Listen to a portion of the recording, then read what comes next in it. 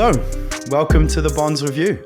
It's an honor to have you here, Dan, the founder of Radix, the one and only.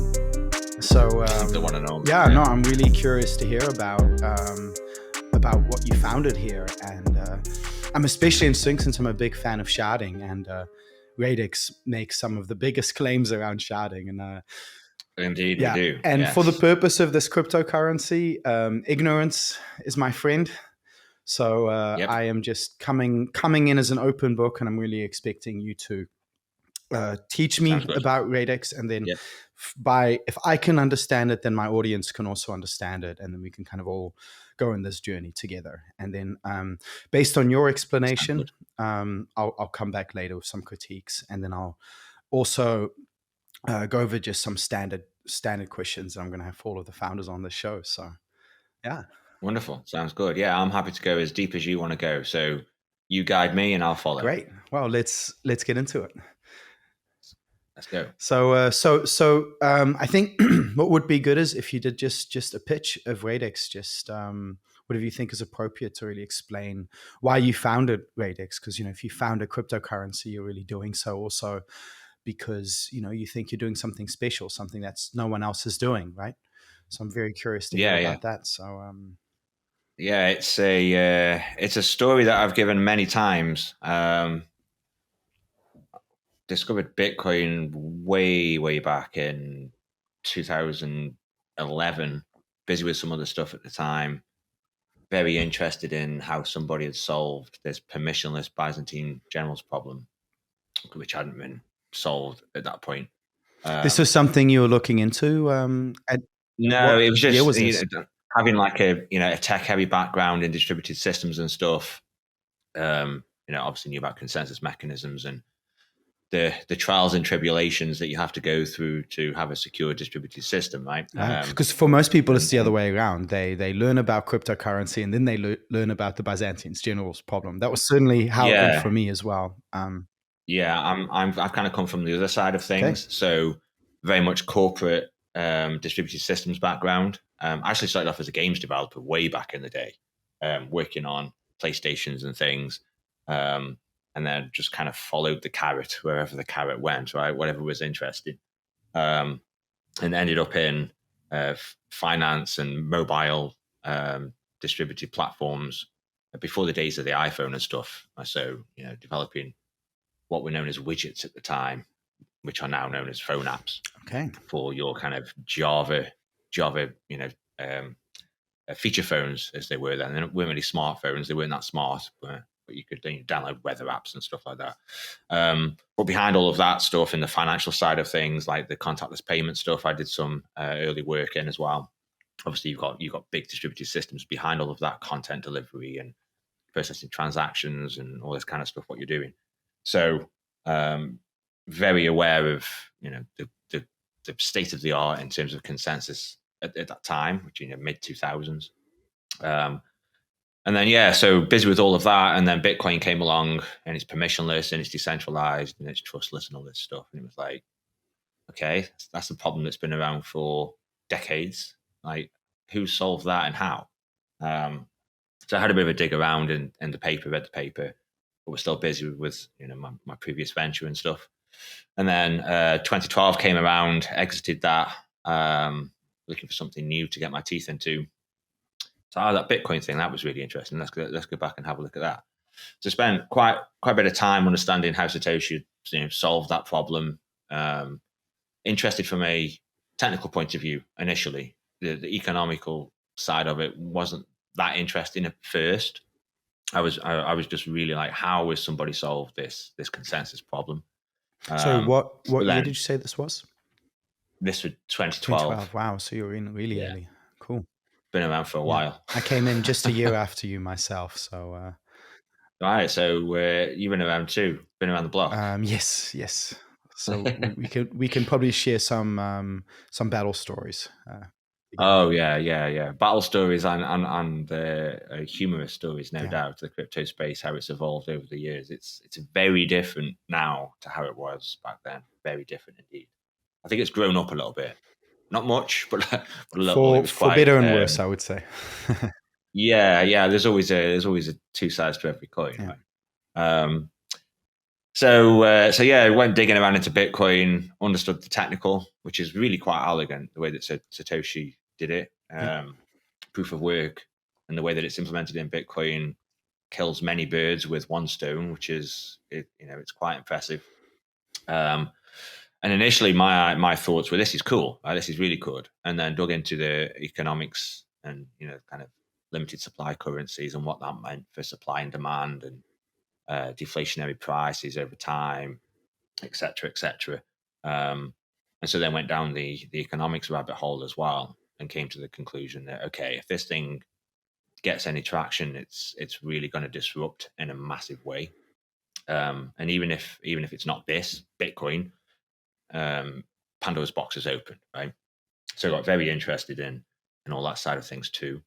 And then I started to think a bit more about, okay, so what would it mean for the planet to be using this currency? Like, what kind of challenges would have to be overcome? Could Bitcoin scale to that, right? What does mining efficiency look like? How does the decentralization evolve over time? Does it remain decentralized, or does it potentially contract a little bit? Which you always tend to find in kind of economies of scale, right? You end up with an elite, I guess, yeah, that have been around, they've put the time in, and they've managed to acquire themselves some privilege purely just from just being active in the system for a period of time. I mean, some of these, and you got all the strategy of the commons and all those. Some of these problems are unavoidable, I think, to a certain extent. Of course, they're unavoidable. It's the tragedy of human nature, and exactly. But just kind of looking at it that from an open perspective, an open mind perspective, came up with a list of things that, okay, these are the challenges that Bitcoin is going to have to, they require some attention, if not more. And scalability is obviously one. Centralization of miners is another. Because you started Radix very early on, right? Like when did you really start working? Yeah, so was kind of going through all of this research, I guess, around Bitcoin and what would you have to do. Had some ideas around how to solve some of these problems, or at least improve some of the issues that it may run into. But it very quickly came to the realization of, this is a great first step, but I think it would be easier to, your famous last words, to just take lessons learned from what Satoshi had done with Bitcoin and all of that, the technological side, the economic insights that he had, and then just start, from scratch. So in 2013, after about 7 months of playing around with Bitcoin and trying things out and pushing the scalability, seeing what the kind of baseline could be, how much could you improve latency, block intervals and stuff, right? Like, what were the minimum that you could get those down to for performance and responsiveness, etc. Well, it's interesting that your starting point is Bitcoin and not Ethereum, so to speak, or Ethereum didn't exist. Right, exactly. Right? That's my point. Was only Bitcoin. Yeah. There was Bitcoin, I think Peercoin, Tenebricks, if anybody remembers that, right? That was like really early. I don't even think Litecoin was around at this point, or it just emerged. I mean, I just didn't feel comfortable, releasing anything. Yeah. I wanted to actually get into the depths of the tech and really understand what it could do. What is the potential here? What are the shortcomings? What are the things that need investigation? Yeah, no, I can definitely respect that. It's I look back at that era of cryptocurrencies, and they're not. No, they're obviously not very impressive compared to the fourth generation today. Blockchains. So I can completely understand that choice. 2013, when I came to that conclusion that this may be more beneficial to just start from scratch. That was mid 2013, and at the time, it wasn't really a project. It was just me doing research, really, right, from a home office. And it just kind of, spoke online and Bitcoin talk and stuff about what it was I was trying to do, what I wanted to achieve. Figured I could do it a lot quicker than I actually turned out to be, because surprise, surprise, sharding is pretty hard. Yes, sharding is very hard, actually. That is sharding is very hard. There were some promising implementations early on, but at the time in the space, a lot of people were talking about Visa scale, right? If you get to Visa scale, you're done. And I had a few promising implementations that could do Visa scale very early, 2014, 2015, etc. But I always ended up thinking beyond that in terms of, but Visa scale is just Visa, right? What if you got Visa scale and MasterCard scale and all the B2B and all the B2C and stock market trades and all of that, right? And I would also do you need like there? I would also add to that, because I always thought that Visa scale was always like a realistic goal for just peer-to-peer transactions, right? I actually thought that was okay, and the way that a simple blockchain like Bitcoin also deals with like load balancing with the mempool and these sort of things, I was like, okay, that's a very viable solution to be like global money, right? Yeah. And therefore today I'm like, for any sort of simple blockchain design that doesn't have smart contracts and it's just focused on like basic transactions, and I think, okay, then that can actually reach Visa scale and that's like no problem. But it's the moment when you add Turing complete smart contracts and vis-a-vis DeFi, I think this is really where it places much greater demands on a blockchain, and that's the point where I think techniques like sharding and parallelization are really key to really bring it to that next level. For sure. Yeah, I remember reading a paper early on from Nick Szabo about smart contracts, and I think he penned that paper in the late 90s, a decade before Bitcoin came along.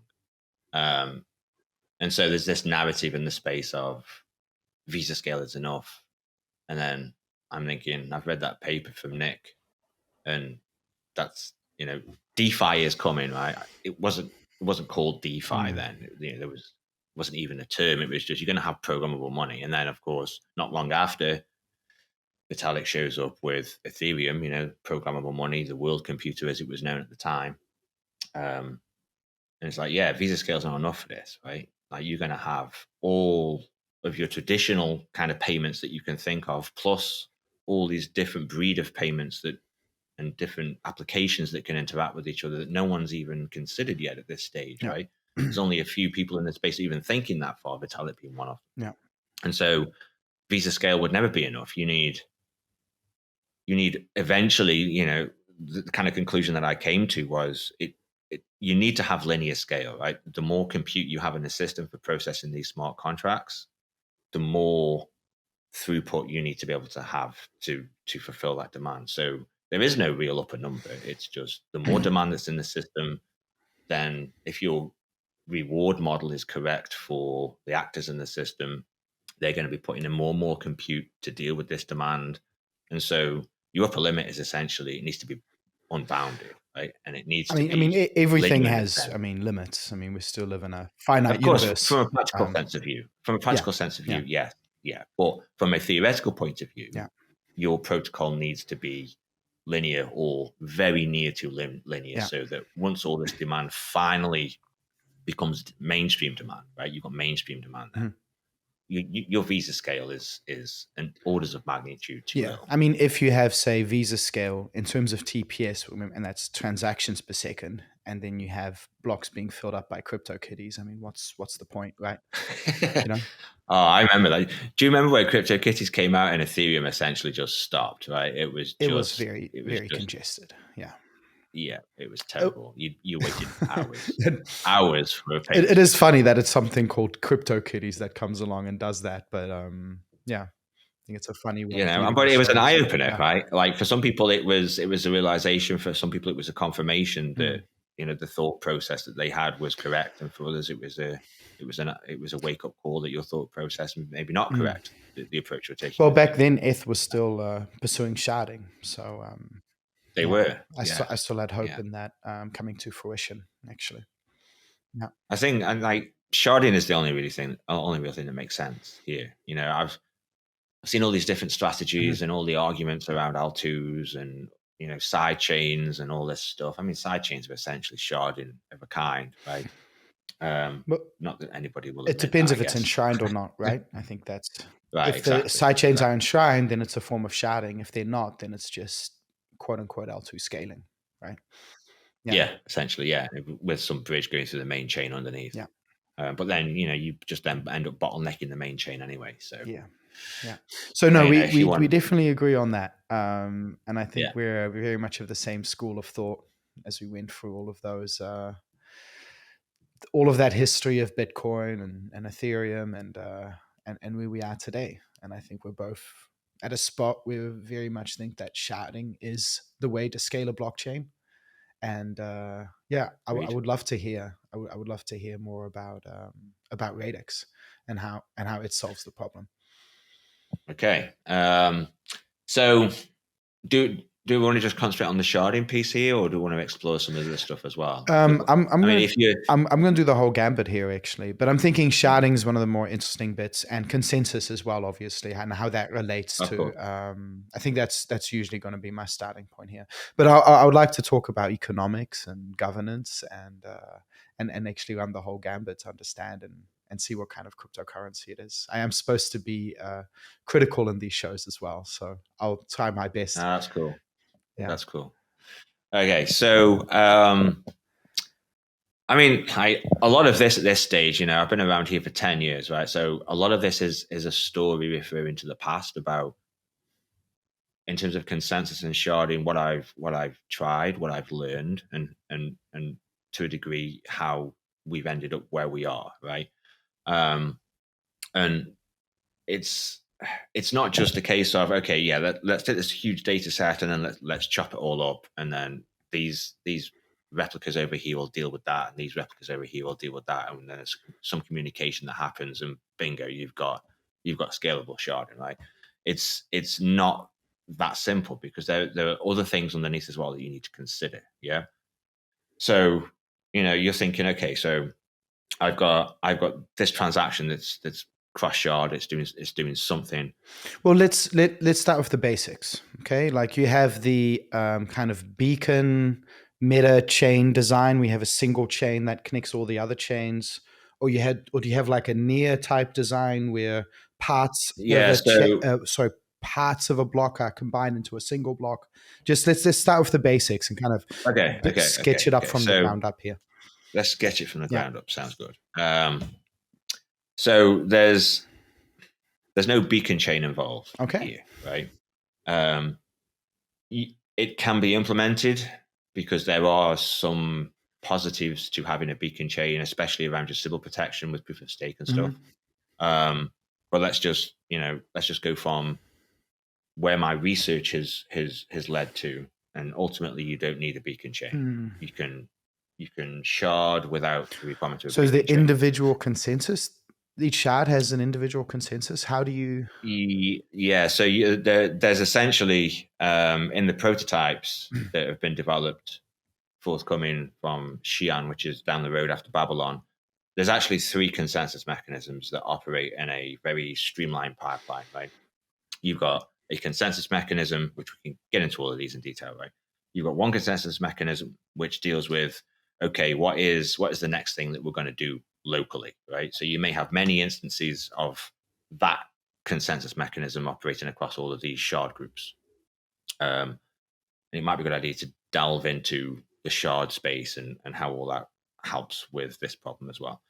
So essentially you've got one consensus mechanism that deals with, okay, let's all come to an agreement on what we're going to process next, right? Then you've got another consensus mechanism very tightly integrated with that. So essentially it all looks like one from the outside, but internally there are these different processes happening. So ultimately you end up with 3 different consensus mechanisms. The second one is then, okay, we've agreed on what we're going to process next. Do we agree that what we processed was good and it was safe and it was legitimate, it was valid transactions that we processed, et cetera, et cetera.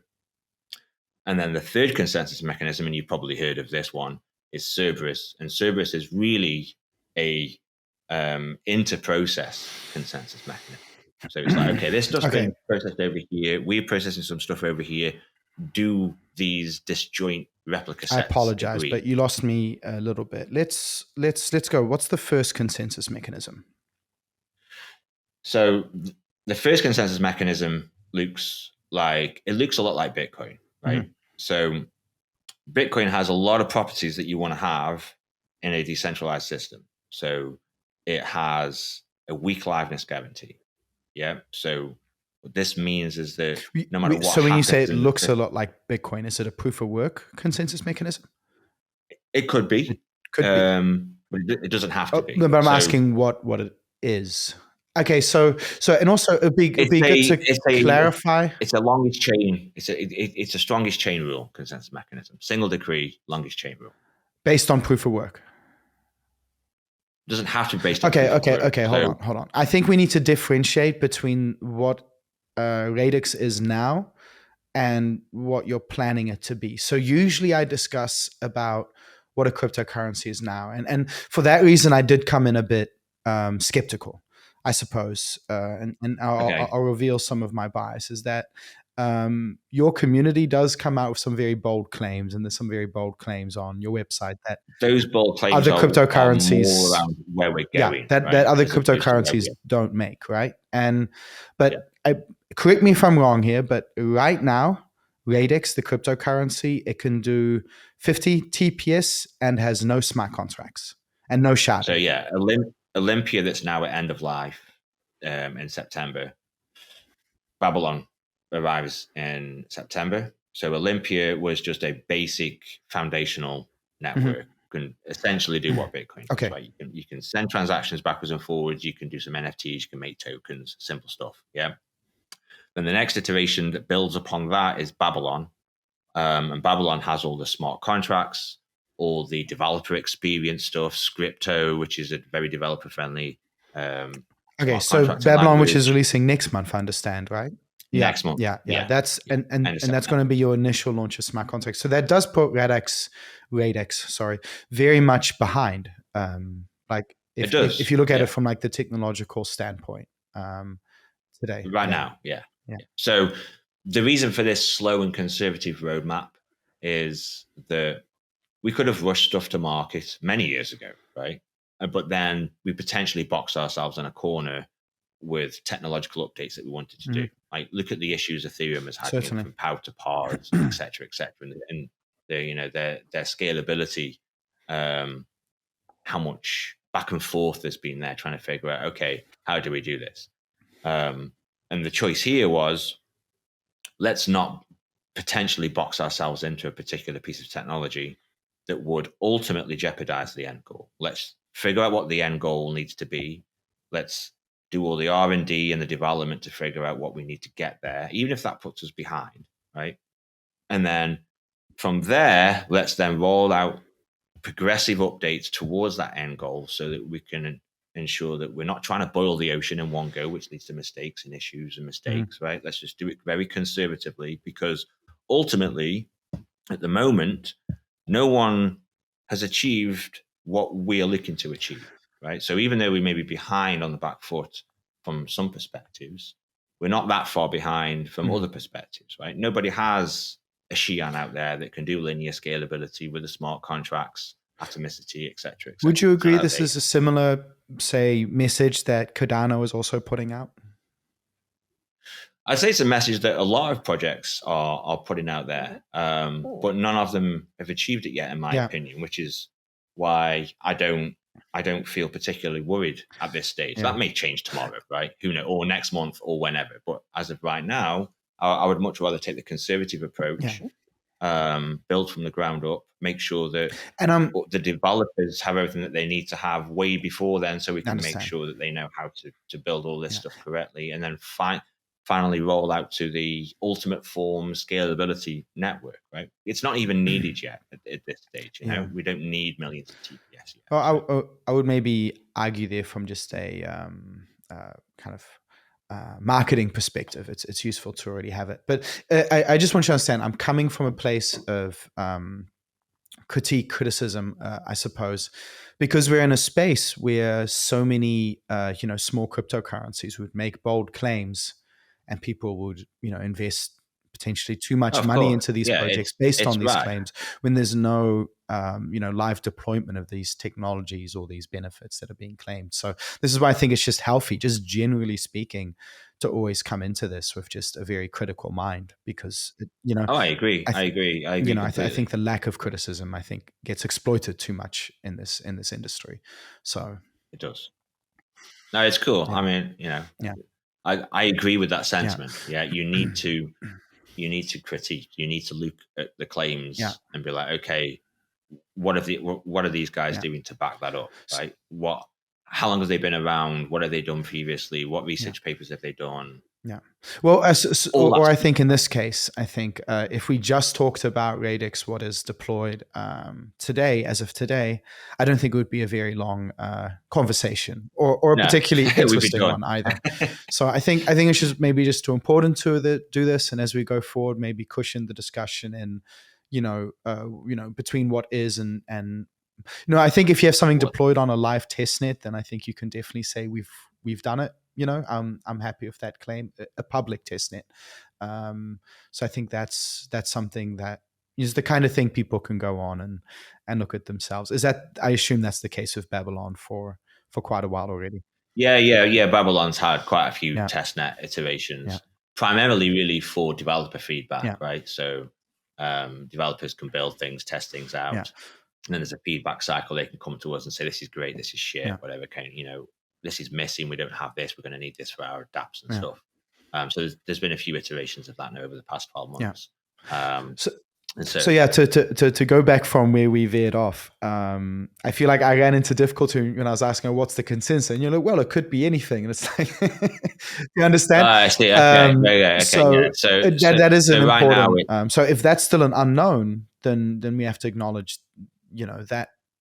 Uncertainty. Yeah. So Xi'an coming down the pipe. The past 2 years plus, I've spent most of my time actually building a prototype Xi'an, basically, called Cassandra, which it's both a research and development network to try out ideas and crazy things, but also a means to demonstrate viability of Xi'an. How large is the Radix team, if you don't mind me asking? And we're about 70 people at the moment, and the split is about 60% developers, and then HR and marketing. That's a huge DevOps, organization. Okay.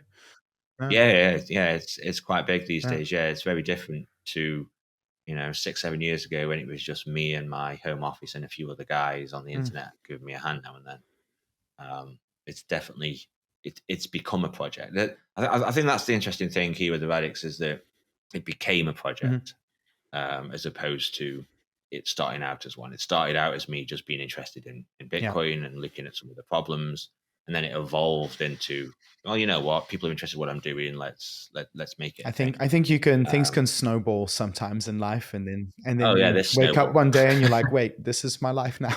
Yeah, what happened? Although there's all these people now that are like asking me daily what you do. I can definitely relate to that. Yes. So I thought what was particularly fascinating is how you were saying, because the sharding that I'm used to usually relies on a single chain and then a bunch of, say, subordinate chains, if you will, that are all coordinating through that single chain. And that single chain ends up being the bottleneck, actually, in these systems. That was one of my very first sharding research directions. And I think that bottleneck is potentially 1 million TPS plus. So I'm like, that's pretty damn good as far as I understand. Depends what you're sticking in there. Yeah, I think if you're just doing hashes or like some kind of proofs, execution proofs, is kind of what I was thinking. Then you can get it pretty high. Yeah, exactly. But still. Yeah. So you've opted for a different design, and that's very interesting for me. And I should also mention what Hare is doing as well, which is how they're putting they're combining parts of a block into one, and that's another form of sharding, right? And then there's also some of the stuff that DAGs do, but I know I don't always think the trade-offs are worth it there, because DAGs can be very. No, I was playing around with DAGs as far back as 2014.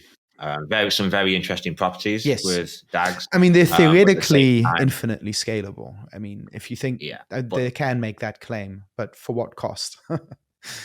Right, for what cost? Your overheads end up getting very exponential, especially in double spend prevention or double spend detection, depending on how you're managing that DAG in the subgraphs. And I'm also the communication. I'm wondering about whole trees being lost, and it gets complex. Yeah, so really complex. I would say DAGs like sorry.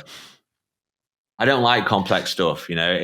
I've always found that if I've got to the point where I'm starting to build in special cases to deal with special cases, then it's too complicated. Especially So on the at that base point, layer. Yeah, especially on the base layer. So at that point, then I really start to have a conversation and get deep in a bottle of rum of, okay, do I throw this away? I've learned a lot. Do I start again with lessons learned instead of trying to squeeze this into that box? Maybe there's a simpler way. So you have no single kind of coordinating shard, so to speak. And it's so what I'm wondering, because I think one of the reasons you have that coordinating shard is to make it not possible to attack a single shard, right? So what I'm wondering, if you have a separate consensus now for each shard, then what's preventing an attacker from attacking a single shard? I think we might be putting the cart before the horse here. So maybe a little bit, but I think it's okay, right? Like Sybil is you've got consensus and you've got Sybil when you're thinking about security, right? And both of them play a huge part in permissionless systems. That's right. If you're in permission system, you can kind of shove Sybil off to the side somewhere, and there's some key of the structure or some admin or whatever is responsible for that. But in permissionless systems, you really do have to think about what impact does Sybil have here, right? Because I can have an extremely secure consensus mechanism. The safety bounds may be very high and all this stuff. But if my Sybil mechanism is inadequate, then it doesn't really mean anything. And also the I would say both things like DDoS attacks, but also stake-based attacks as well. I would say if you're going with the proof of stake, let's just, for argument's sake, are you going with? I mean, it's same anyway. Proof of stake, proof of work. I'm confusing things. Ultimately, all it boils down to is there's some threshold by which you can breach safety. Right? All right. Whatever that looks like. So how do you prevent that from happening if you don't have a beacon chain? Okay, so in the configuration, I mean, there's a lot here that we're skipping, right? Because we're not digging in deep yet. So if you think about, okay, I've got these 10 shards, and each of these shards is going to have a set of validators that are responsible for processing things that come through that shard. Let's say there's 100 validators in each group, or give or take some, depending on what the network topology looks like. Then you've got 1,000 validators, right? And they've all got some level of stake.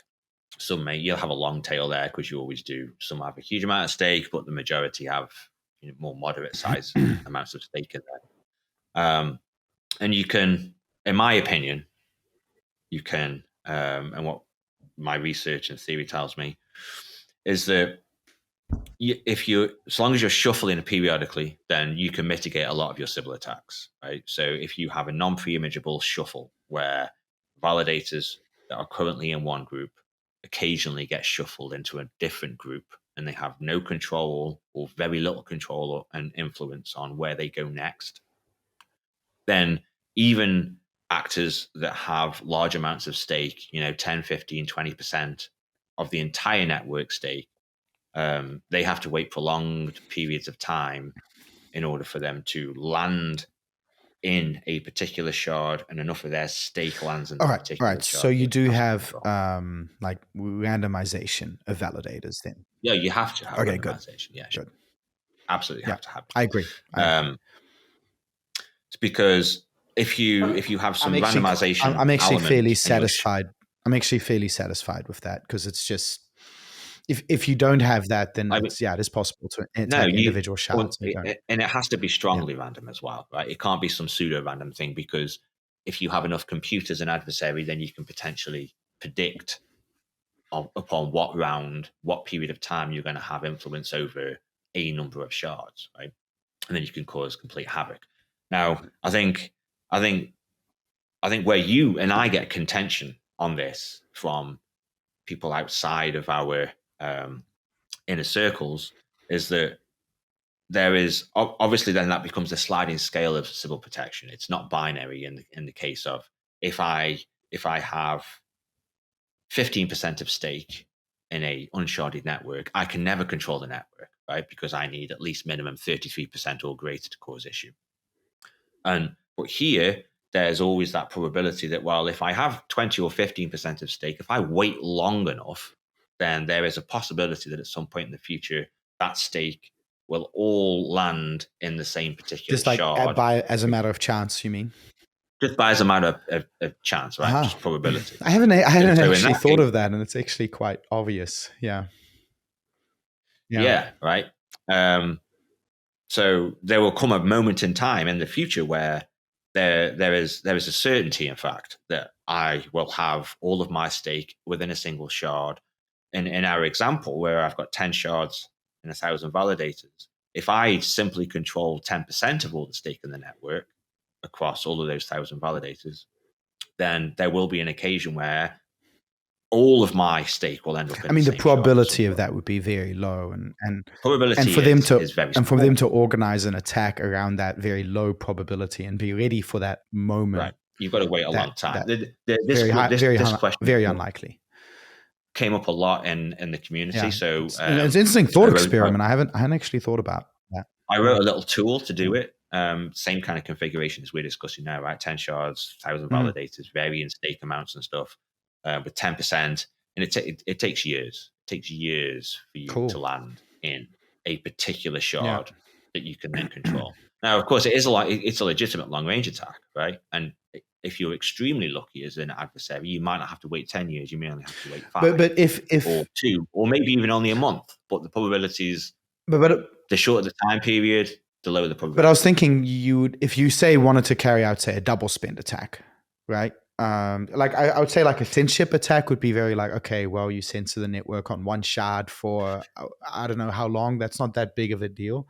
But I would say, like, if say they want a double spend, that means they'd have to both wait for them to actually land in that shard with that very low probability, and then their transactions would actually have to be on that shard, right, for them to double spend it. So being able to perform the double spends and that kind of Sybil mechanism depends very much on what your sharding configuration looks like, i.e., how are you sharding, right? By what metric are you sharding? Are you sharding by state? Are you sharding by network topology? Are you sharding by app? Like, what does your sharding model look like? That has a big role to play there. But then also your consensus mechanism. What does the consensus mechanism look like underneath? Is it probabilistic safety? Is it deterministic safety? What does your liveness look like? All these things change how much you can or cannot take advantage of actually ending up in that position where you have a controlling amount of stake in a shard. Okay, understood. I think the main insight that I had regarding sharding from the sharding model point of view was, if you think about a big bag of state, right? And then how can you represent that state? Well, so some state could be some tokens in your account, right? Some state in the network that says that you have 10 Bitcoin or whatever. And that state can be represented by a hash value, right? You can get a hash digest of that state. And so you can say, okay, so that hash digest for that state is going to be unique. If somebody else has 10 Bitcoins, then the hash is going to be different because of the address or other factors that are contained within that piece of state that say that someone else owns this 10 Bitcoins. So you're gonna have all these very unique identifiers, which are collision resistant, non-pre-imageable. And so they make it a perfect way to address state, right? I've got 256 bits of potential address space there just by hashing this piece of state. Okay, so if I have potentially 256 bits of state space, then if I want to shard that, it becomes very easy from a deterministic sharding point of view, right? So if I've only got, say, 200 validators in the network, then it becomes very easy for them, by some kind of seed or random lottery or whatever, for half of them to say, okay, I know that there is 200 validators in the network because that information is available to me. We don't need any more than 2 groups of validators, so we can chop that state space down the middle and say, okay, 50% of this state space, that's yours, and 50% of that state space, that's mine. And if you do it deterministically, then everybody in the network knows at any moment in time who is responsible for which piece of state in which piece of state space. Because if I need a piece of state with a low hash, it's like, okay, well, then that is the validators that are serving the first half of that state space. So if I need this piece of state, I need to go and ask somebody from there. I know who they are, which validators they are, because they've got identities because of their stake, etc. So I know I can go and ask somebody. I know who I need to go and ask to get a copy of that state that I need to perform this transaction, and vice versa for them, right? Okay, now that is very interesting. So if you don't mind me just attempting to just simplify and summarize, sure. As I understood it, is that within the smart contract data itself, it's referencing the other smart contracts. Let's say if we're thinking about a money Legos type situation, and specifically saying, okay, this is in that shard and this is in that shard, and this is allowed to reference this contract, right? If I understand that correctly, if I'm summarizing, like that, it's lower level. Go ahead. It's lower level than that as well, right? So you might have a smart contract which has some state information, right, about that contract. Who is the author, who owns it, where is the code, what does the code look like, right? So if you take that information for that smart contract and you hash it, you'll get a hash out of it, right? And then if you look at that hash and then you look at your network topology and say, okay, we've got 10 shards now, right? We're back to our initial example. We've got 10 shards. Where does this hash live in that 256-bit shard space that has been chopped into 10 equal slices? Well, it lives in slot 6. Okay. So as of right now, I know which validators are responsible for slot 6. So if I don't have the information for that smart contract locally cached or whatever, I know who I can go and ask for it. And I know that they should have it because the shard space and the way that it is managed and the way that shards are assigned to replicas and validators is deterministic, right? So given it any epoch, given any block number, for using more accessible terminology here for our audiences, given a block number at a particular time, I can determine who should have information, who is responsible for slot 6, where this information that I need should live because of that hash value for that state. So it could be a smart contract. It could just simply be a UTXO. And this communication is able to occur before block finalization. I think that's a really critical point around this as well. Yeah. And that's what allows for the atomic composability in these cases. You do it before execution. Yeah. This is another thing as well, right? Another thing that's interesting with when you're doing sharding, and a lot of sharding models, their execution model also is a big player in terms of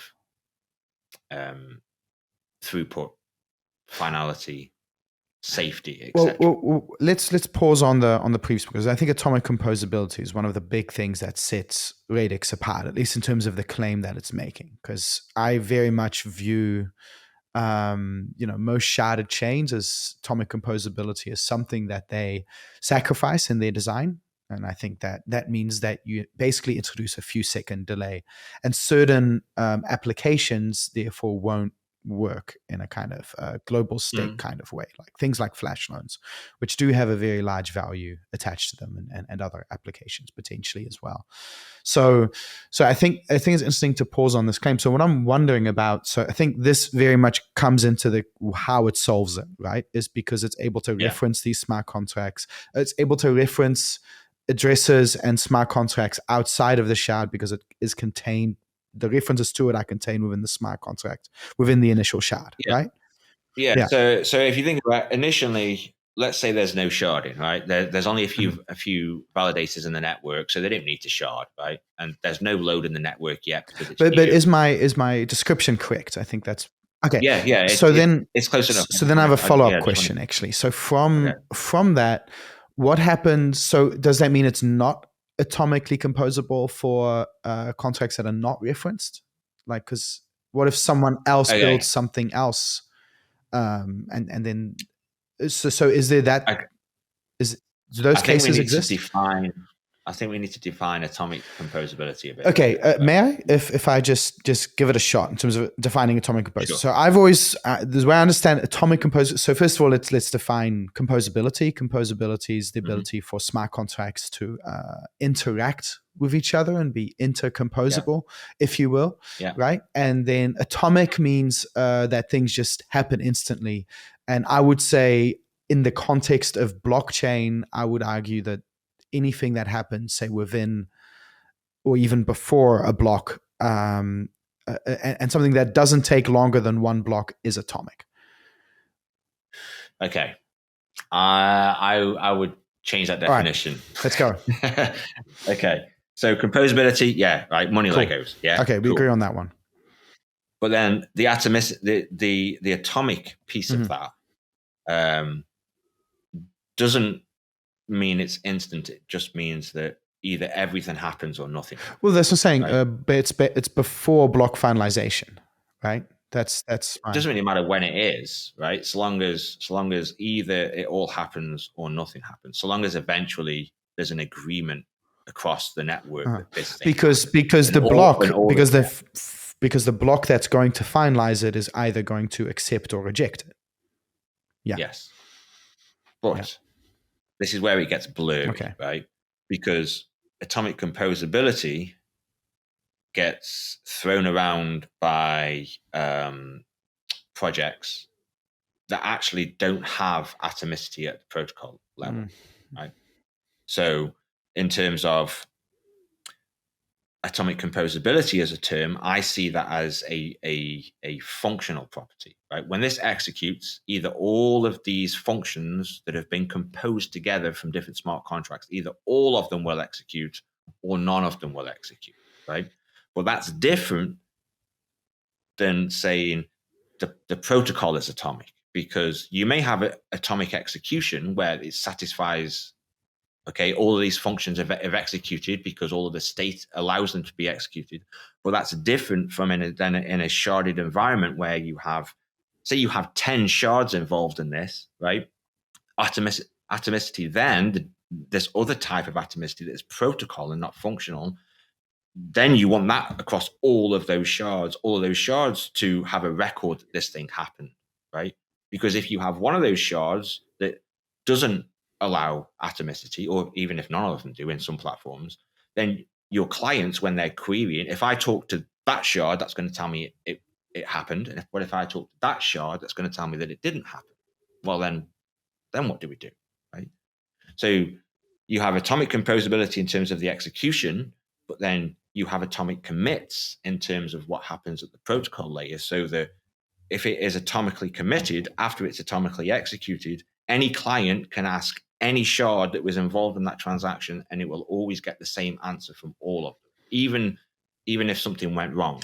Doesn't matter if it went wrong here or there, it will have failed everywhere, or it will have been accepted everywhere. I mean, all of them? And this is all of them. I mean, either all shards will fail the transaction, or all shards will accept the transaction. Because if they can't come to consensus, even though the execution was good, they may not be able to agree at commit time that, okay, this transaction is still good, right? That if you've got an adversary in the middle, and if a shard doesn't agree, then they'll be splitting off, basically.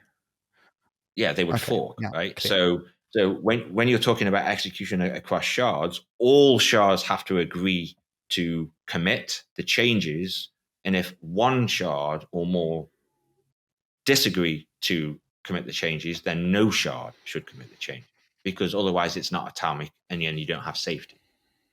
Yeah, I understand. Yeah, and that's there's like multiple flavors of atomicity, and it all tends to get conflated into this atomic composability term, and it's not really correct, right? Yeah, and that's usually what causes the few second delay, I think, in conventional sharded blockchains, is because you have to wait for all of the shards to come back and confirm. Yeah, you've got additional latency. You've always got additional latency. But what I'm curious, because I assume these shards are all have their own block time.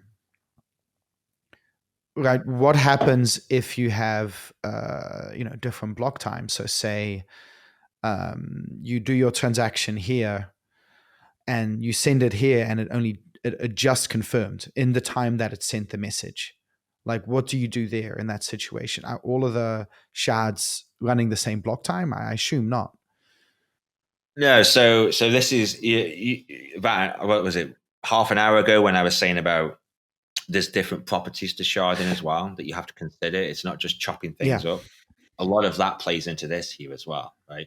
So when you're thinking about sharding, okay, what do I need for my sharding to be safe, right? What kind of safety guarantee do I need? What kind of liveness guarantee do I need? What does my execution model look like? What does my state model look like?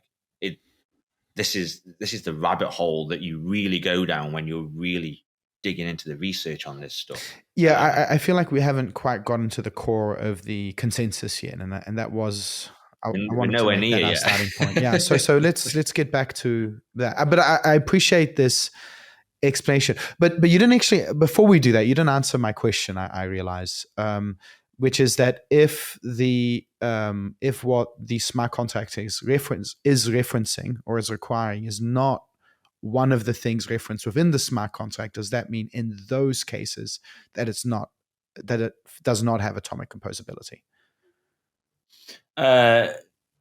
To maintain your atomic composability, that smart contract that is referencing something external has to verify. Understand. So you could have situations where some smart contract interactions are atomically composable and some are not because they're not referenced within that smart contract. Yeah, or it's just not possible to compose them that way at all. Right? Interesting. It depends on. Okay, clear. All right, cool. That I appreciate that we can add a little bit of nuance to that to that question. I think. Yeah, I mean, like in those kinds of use cases, the developer would be aware of understand, that, or at least they should be aware of that. It's like, okay, I can't interact with this contract in this way, even if I reference it correctly. That contract over there can't do what I need it to do. So I'm going to have to do it in multiple. And I think I don't know. I think atomic composability. I mean, that's great to have, but not all use cases require it either. No, what you really want is atomic commit across shards. That's what you really need, right? If you don't have that, then you're going to run into a world of pain. Atomic composability really is just the execution part, which is much easier to do. All right, so let's have another attempt at actually understanding consensus here. So the goal is to get ignorant, but hopefully sufficiently humble me to understand the consensus here. And you said 3 layers of consensus, which is already piquing my interest. Let me change it up. And just one more thing, and specifically how you're able to achieve, like how consensus works between shards without the use of a single like beacon chain, or that would be very interesting to learn about as well. So, and okay. Cool. Also, one more thing. Sorry for all these caveats. One more thing. Also, how it'd be good to coach this in terms of like where this is in terms of the research as well, and how close to development this is. It'd be also really interesting to kind of. What I'm going to tell you now is it's had community test nets ran against it. It's developed. It's got papers written that are under review as we speak. So everything I'm going to explain to you now has been tested, not just in a clean room by me with some servers next to me, but actually in some good geographic distribution for those community test nets. Yeah, okay. They've had builds of this test network software. They've spun up their own validators on hardware they control. They've joined the network. We've run dApps and applications, made tokens, NFTs, et cetera, sent transactions around everything, right? So it is a test net almost to your requirements, whereas it's just not long-lived publicly because it's a working thing still, right? It is my research and development network that I occasionally throw out to the community to say, hey guys, why not launch a public testnet to just prove your claims more?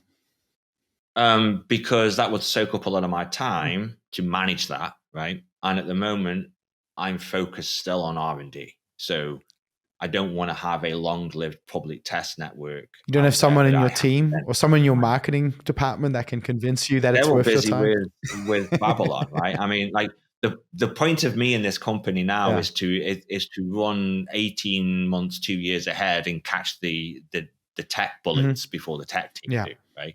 and the community is very supportive and very valuable, helping me to do that.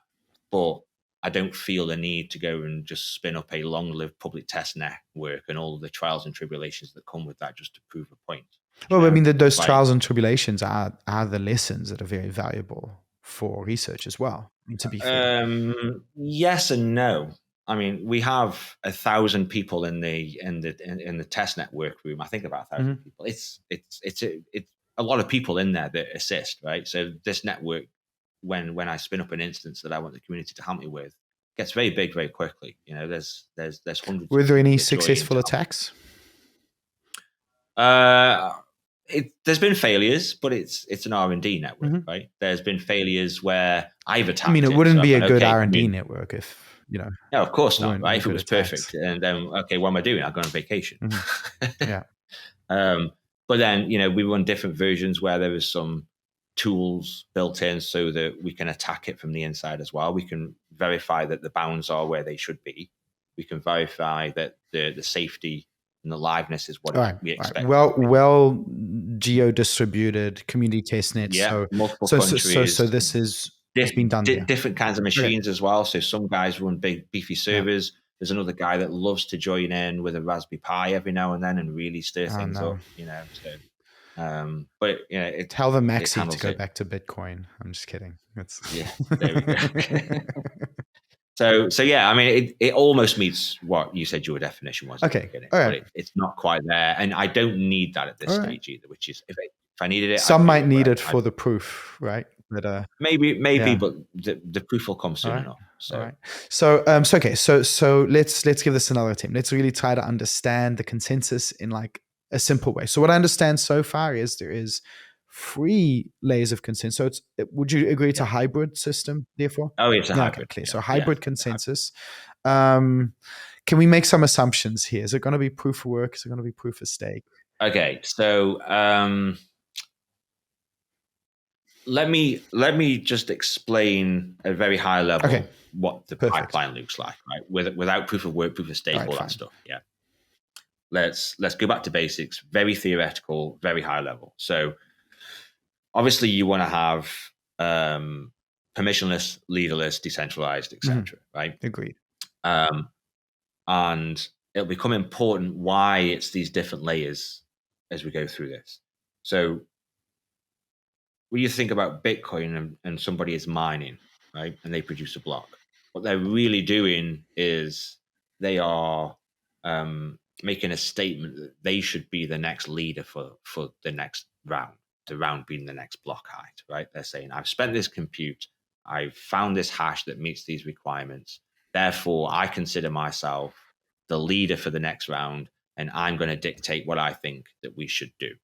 And here's my block with all the transactions in that I think we should process next. And providing that all of those transactions are legit and everybody can process those transactions and verify them, if they all agree that they're legit too, then my block will be accepted as the best block for that round. Yeah, let's forget about forks and things right now and, you know, competing blocks. Just, I have produced a block. I'm the first one to do it. Here it is, everyone. This is what we should do the next round because I'm considered the leader, right? And if you look at all forms of consensus, there always needs to be somebody that is suggesting what to do next, right? If you didn't have that, you would never get any consensus because everybody would be saying, well, what I think we should do next is what I think we should do next. So I'm just going to do that, right? Then you have 1,000 validators that are all doing what they think should be next and nobody agrees on anything. So you always need this concept of a leader, right? Or somebody proposes. Right. That's why we have the competition of proof of work, or why we have a stake-based random selection of block producers. Exactly. To select who is the leader, right? So there's an outlet. The first stage, if you like, of the consensus triple layer here is that. Okay, so who is going to be the next leader? Who is going to propose what is next? So your first stage is the selection of the block producer. Essentially, yeah.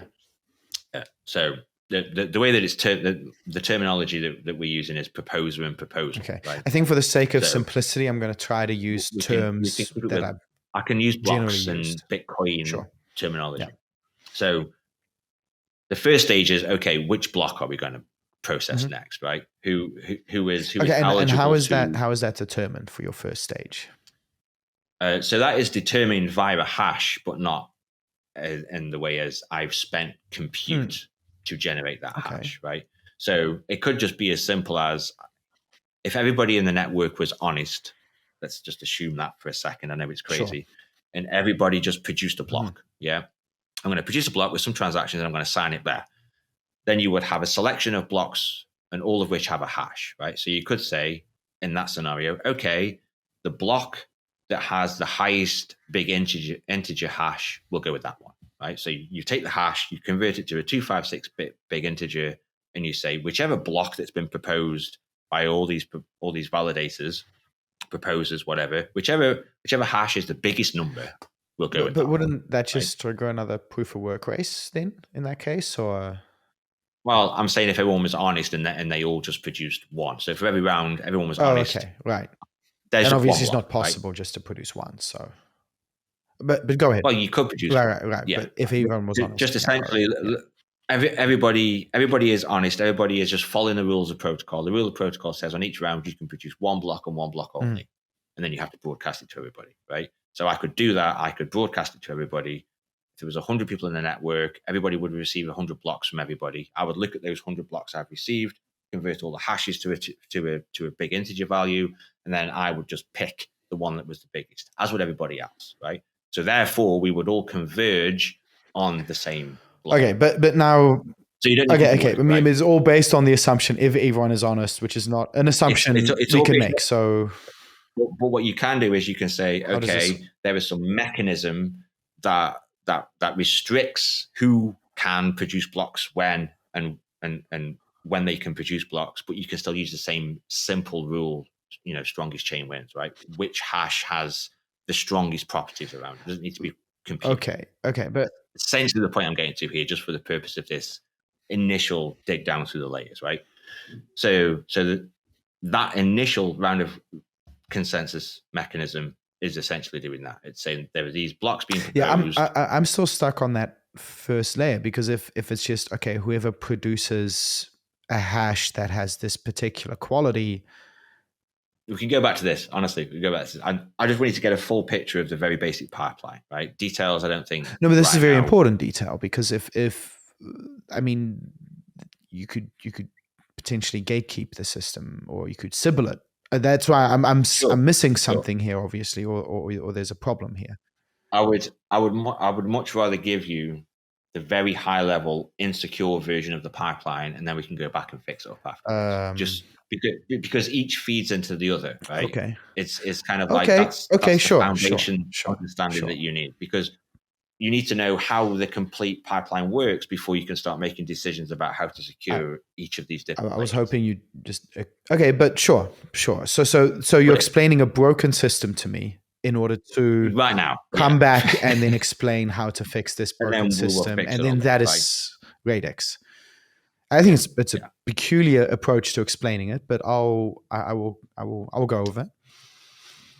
I've tried to explain this many times. This is the best way, because otherwise what we'll do is for the next 20 minutes, we'll focus on something on one of the layers, and then we'll move to the next one, and then it'll be like, oh, that's why it's like that. Okay, even though we just spent. That's what I was hoping to do, actually. Yes, but let's take this approach. Let's go. So first stage is you select a block, right, from a set of proposers. What do you call them? You call them block selectors, proposers. Okay, so I'm going to propose a block. That's some similarity there to how PBS potentially works in Ethereum, then, in terms of proposers and producers.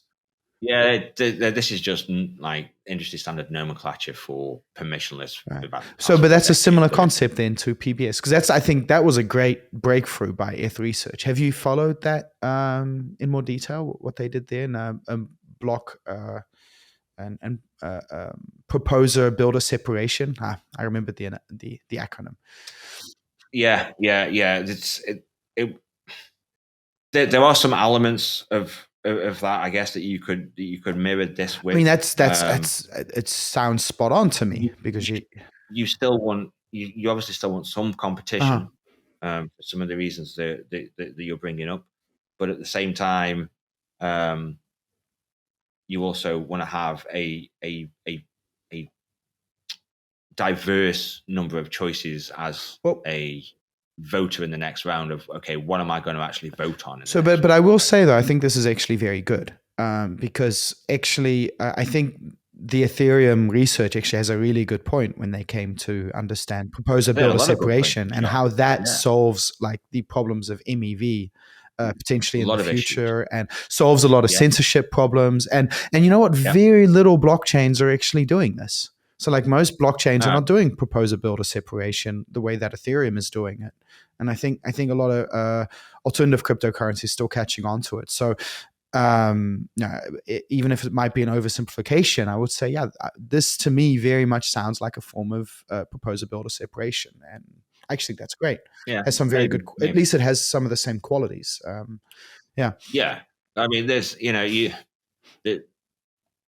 got to propose it, multiple proposers. They may or may not be involved in the generation of that block or not. You could push it that way.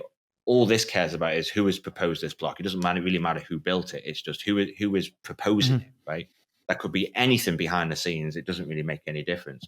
All we care about here in this first stage is which direction are we going to go, right? Okay. And so in the second stage now, so here in the first stage, it has a lot of properties of Bitcoin, right? So it has probabilistic safety, which is important.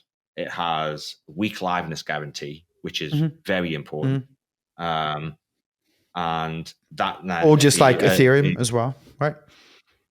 Ethereum and its POW days, I'm not sure how close it has the same qualities on a proof of stake. Yeah, right? We got weak liveness guarantee there as well.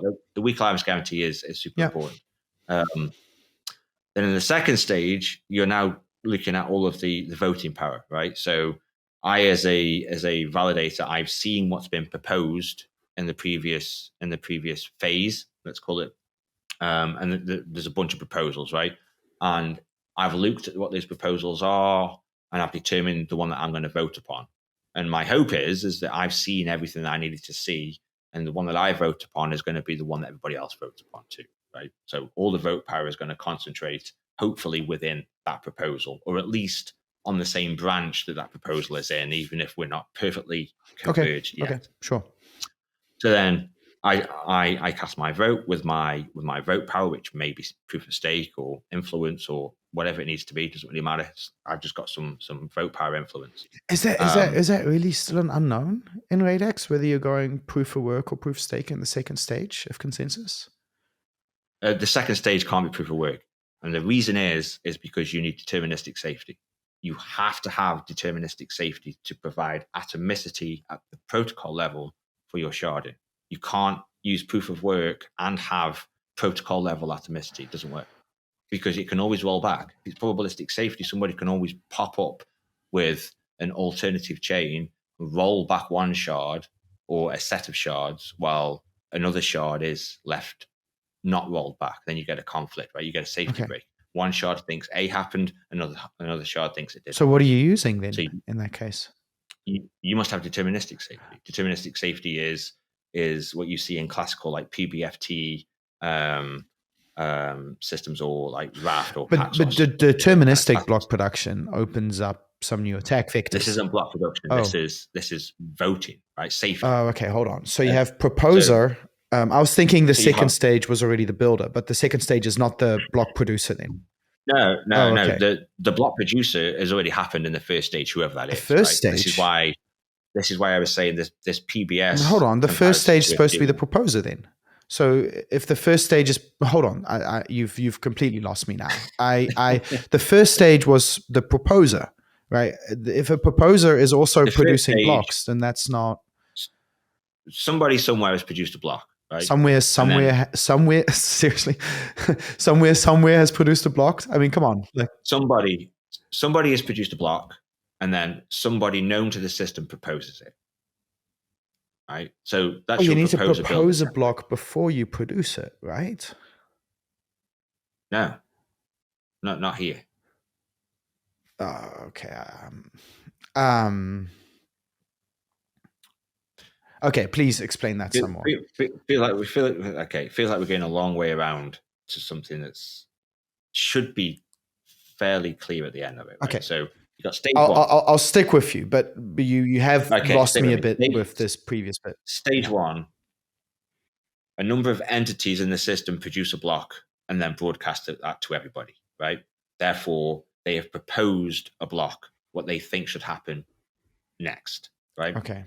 The second stage, you then have the voting influence within the system that looks at what was proposed in the previous stage and decides on which one to vote upon. Yeah. And if everybody has seen the same information, or at least the supermajority has that's seen state-based, the second stage. State-based for the sake of argument, yeah. Thank you. For the sake of argument, so you don't actually know yet what it's going to be. No, I know. I'm just trying to keep this real simple because I don't want to go down the rabbit holes of state versus influence versus anything. It's just vote power. There's vote power in the system, right? There's vote power in the system. Everybody with vote power looks at those proposals, those blocks from the previous stage, and say, okay, I think that's the one that's first stage produces blocks. Second stage, you have voting on those blocks. Yeah. Then what then happens is this just continues happening, right? In each local consensus instance, there's a proposal, there's a vote, there's proposal, there's votes, there's proposal, there's votes, and then once you have some blocks that have been proposed that have a supermajority of the vote power from that group that has 67% plus, then those blocks and any child blocks can get committed. Okay, right? They can get committed to that local consensus. Why are you saying local consensus? Because it's in an individual shard. Because it's a set of validators responsible for a group of shards. Right? Okay, clear. So the shard, the state space. And at the risk of being competitive, these validators, if I may, are being shuffled between the different shards as well, right? Okay. Yes, occasionally. Okay, good. Yeah. Every now and then. Now, the third piece here is Cerberus, which is the paper, which I'm not sure if you've read or not, but this is the cross-shard consensus mechanism, right? So this sits... So stage one and stage two are local to each. So this is what I think this is the piece that I was missing is how do you coordinate all of this? And that is Cerberus then. Okay, clear. So you've got Cerberus where you have cross-shard communication between these validator groups to come to an agreement on, does everybody agree that this particular transaction can or cannot be committed across all the shard groups that it touches, right? And that also has a component of deterministic voting. So, but in the instance of this third stage, it's all of the vote power from all of the shards that are involved in a transaction, right? So the transaction touches 3 different shards, then you have the vote power from those 3 different sets of validators. Because even though validator set A and B may have been able to execute the transaction and it looked fine from their point of view, C may not have been able to execute it correctly because it's a double spend attempt or something. Okay, right? So if I may repeat at the risk of, and correct me if I'm wrong here, so there's something you said there that I thought was very interesting, that the consensus of Cerberus is made up of the consensus, or the validators at least, of all the other shards. Yeah. Okay. That makes a lot of sense. So from the point of view of me locally, I'm getting these transactions that may be cross-shard, and then I am proposing a block to everybody in my group. Yeah. Nobody else in my group cares. Yeah. They're not even interested. They didn't receive that block, nothing. Just the validators in my shard. And they look at what I proposed and they do all the checks that they can potentially do. Right? They may not be able to check everything because some information they need may be off in another shard, but that's fine just for the proposal, right? And because this is now where the execution stuff comes into play. So a block that is committed, as in we are going to process this, that's all it is. It's an intent to process the transactions within that block, right? They don't get processed once that block is committed. They get processed after that block is committed. and they get processed asynchronously from the consensus process. So if I've now seen a block and it has a transaction from me to you in there, right? Then the validators that propose that block will say, yeah, this looks good, seems okay. So let's commit that block, and then we'll try and execute this transaction between Justin and Dan. That'll happen asynchronously away from the consensus process. Consensus is still going on, blocks are still being produced, transactions are still being put in the queue for processing and execution, right? Now, at this point here, this is when Cerberus takes over. So let's say that I'm in shard 2 and I want to send it to you in shard 4, right? Over in shard 4, the same thing has happened, right? Because their mempool will have had our transaction in, and those validators know, Justin's UTXO is in here, and we're responsible for that section of state space. So we need to be involved in this transaction, otherwise it's going to fail. Yeah. And it's been sent to Dan, who's in shard 2. So we've got to be involved, otherwise it'll time out for those validators in 2. So they do the same thing. It goes into a block, it gets proposed by somebody, they accept that block, and then they intend to execute it as well. So that when they start execution, then what happens is there's some communication between the validators in 2 and in 4, right? In my shard and your shard. And I will say to the validators in your shard, hey, can you give me any information pertaining for this transaction that you're responsible for? And they will do the same thing for me, right? So the validators in your shard will send me any information, and I will send those validators any information. And at this stage, potentially the block is produced, but the transaction hasn't been committed. The block has been committed. Right, the block has been committed, but the transaction within the block. The transaction. Okay, right. That's interesting. Okay, yeah. So in that block that's been committed now a few seconds ago, there may be now more blocks on top, et cetera, but that block stands as a record of there is an intent. Wow. To execute this. This is very different, isn't it? Because it's usually the case is once it's in the block, that's it. It's confirmed. It's executed. Right, yeah, that's it. But that's not the case here. You can't do that. It's only... No, because if you were to just do that, you don't have protocol level atomicity. Because the validators in shard 2 and the validators in shard 4 may execute it at different times, which goes back to what you were saying earlier. Well, they might have confirmed it as soon as it's gone over there, but then how? Exactly. Yeah, that was because you have different block times. Yes. Yeah. Right. But block times here don't matter because. Okay, now, but then, is that this is why I want to get through this before we enter the detail, because I can already see like it's starting to make a little sense. It is. This is very interesting. But doesn't that mean that your atomically composable transactions might be deemed invalid? Doesn't that mean they're not finalized yet? Yeah. I mean, they might be invalid. Yeah, nobody knows yet. Okay, but then under my, this is tricky because it's right on the line, but then maybe under my definition of atomic composability, it's not atomically composable. I'm not sure though. I'm a little bit on the fence here. It isn't. So remember when I was saying, I mean, you can agree with this definition or not, right? And as can anybody listening. But remember when I was saying that for me, after going through this journey, let's call it, atomic composability is about the execution, right?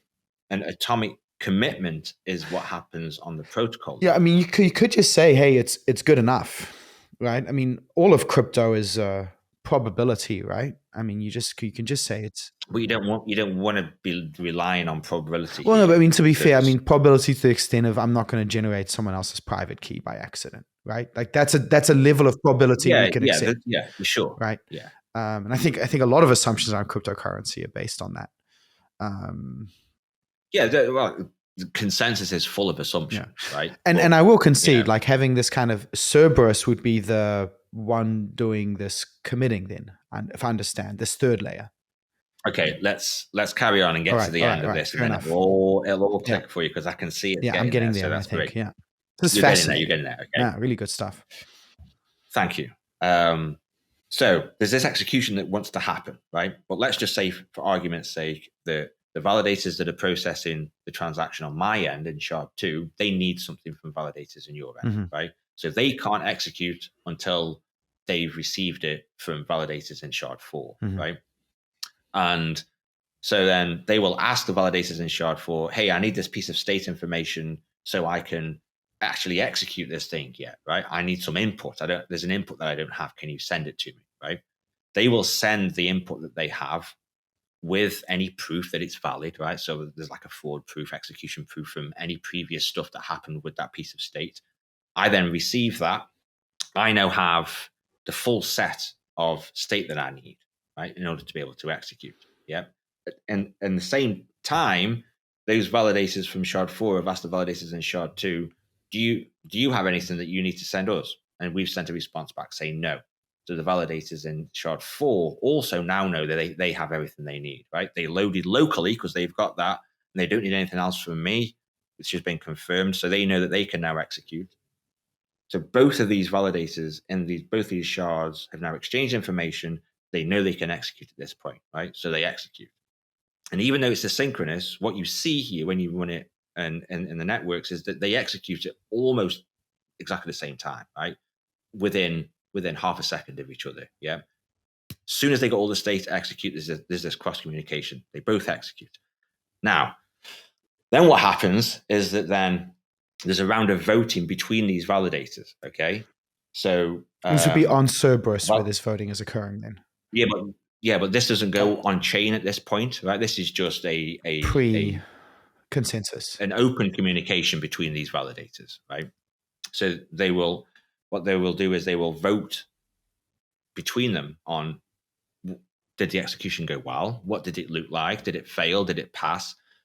What do our execution hashes look like, right? What do the state outputs that we've produced look like? Do we have the same state outputs on both sides, right? Because if all that information isn't the same, then something went wrong somewhere. Yeah, somebody executed it incorrectly. So then there's this vote that happens where they compare what happened in terms of execution. And if it matches and they've all got the same value, they vote, yes, this was good, right? Any validators that maybe did have an issue, they vote no. But as long as, again, a supermajority, 2/3 plus vote yes, then we're good to go, right? So now you have a cross-shard agreement that this executed properly on both sides. So now we can do the commitment and we can commit these state changes. This reminds me a little bit of like a form of pre-consensus, almost like what Avalanche is doing with their consensus algorithm. A little bit, yeah, because you have this kind of sideband going. That's right. Right? You've got consensus in terms of we want to execute this. Yeah. Then there's this asynchronous side channel execution that goes on where information is passed backwards and forwards and votes and whatever in order to create what's called a quorum certificate. Yeah.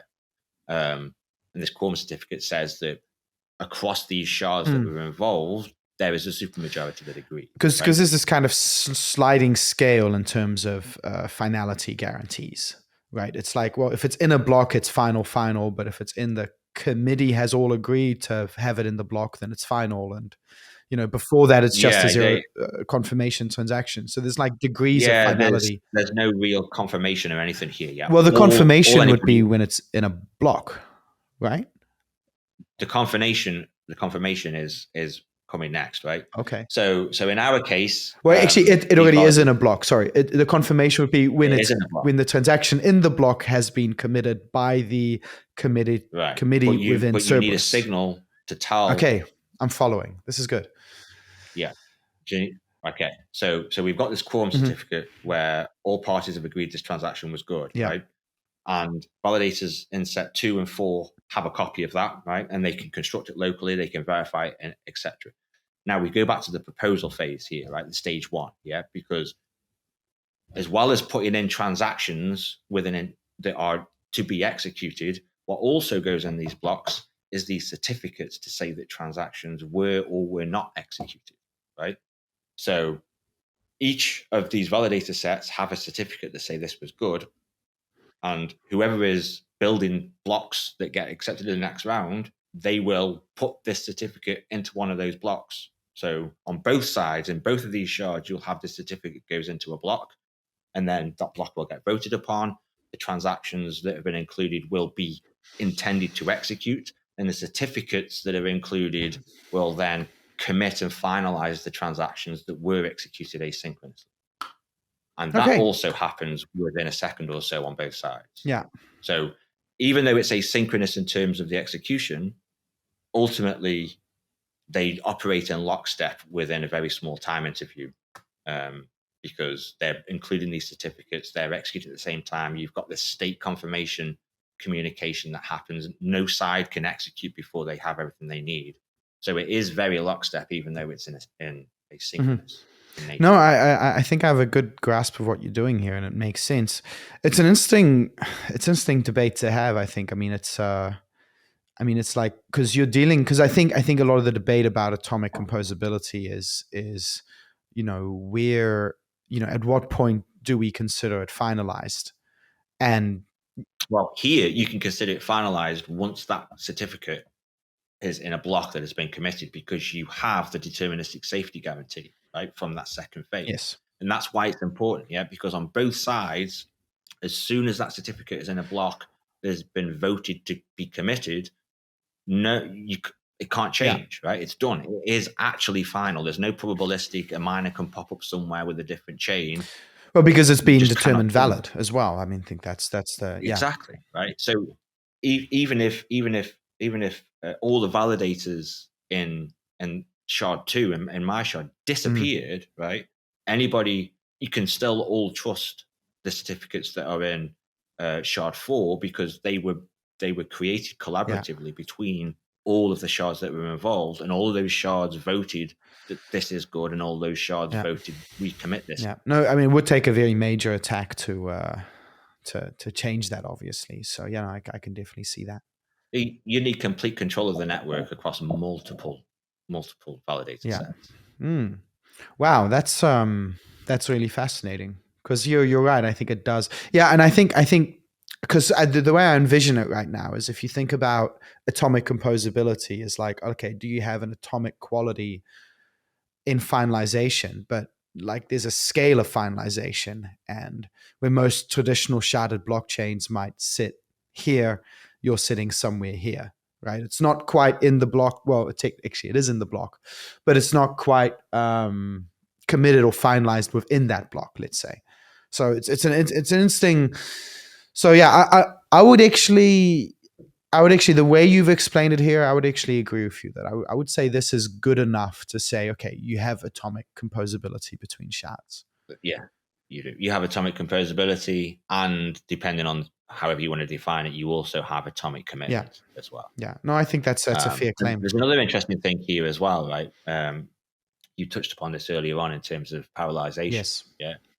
All of these execution threads, all of these things can be executed in parallel because they're asynchronous. Right? All the execution is asynchronous. The state collection that is required is asynchronous. The production of the quorum certificates is asynchronous. So you can massively parallelize all of the execution. So you're not bottlenecked by single thread. Okay, I'm going to execute the first transaction in the block, and then the next one, and then the next one, and the next one. You can take massive advantage of the fact that this is, and the shards are directly communicating with each other, and only the voting, I understand, is actually going on to the Cerberus chain. I'm wondering what kind of bottlenecks there might be around the so the transaction goes into the block and all the shards where there's some responsibility, right?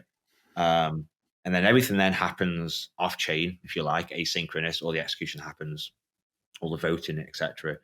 And then the certificate that says yay or nay and information about the execution gets put into a block on all of the shards as well.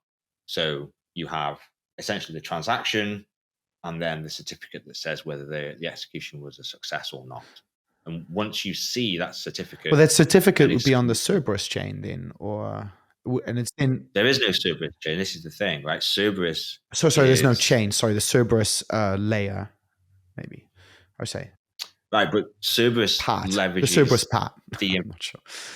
The Cerberus component leverages the information that's available in the local consensus mechanism. It doesn't have its own chain as such. Okay. Right? It's a consensus protocol. So nothing is actually stored then. Cerberus has no storage then. It's just a communication network. It's a communication and an agreement protocol, and what is produced by Cerberus is stored in all of the local consensus. Okay, chain. That makes sense. Wow. There's no need to have something additional on top when you already have everything you need, right?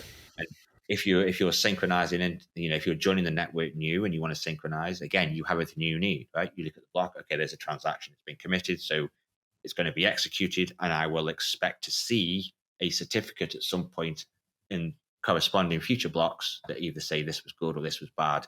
We'll have all the state information. And I can even execute that as I'm synchronizing if I want to double check that it was executed correctly by the quorum. Okay. I suppose then in the context of this future implementation of Radix, we would be talking about commitment times, transaction or state change commitment times, and not block times, if you think about it. Yeah. Your latency here is measured between when you send the transaction and when you see that certificate committed in a block or proposal or whatever. But I mean, I'll also acknowledge you still have pretty strong, very strong guarantees even before that happens. So extremely strong guarantees. Yeah. Wow, that's really interesting. So yeah, I can see where some of the critics might come from. Are saying, well, no, that's not atomic composability, but I think you might be splitting hairs a bit at that point. And it does lie on that spectrum somewhere. And I tend to be more pragmatic. I mean, if it works well enough, then it works. I mean, as long as I can't poke any giant holes in it, then and so far I haven't been able to.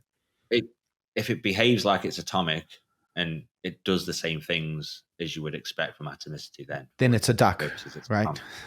Then it's a duck. Yeah, if it quacks like a duck and walks like a duck. Yeah, it's a duck. It doesn't really matter what it looks like as such. But if it's if it's doing what you need it to do, or that's what's required, then Okay, that's very, very interesting. And obviously, the system is sharded. And where's the bottleneck in this? Would you say, I think it would be in the communication protocol. The Cerberus communication protocol would have a bottleneck. No, it's lightweight. The bottleneck is the local consensus instances, right? So even though it's sharded, you still run into that bottleneck of there's only so much throughput a set of validators can process, right? Like if you take away all the sharding and you look at, okay, so there's one shard, therefore it's essentially just a monolithic blockchain.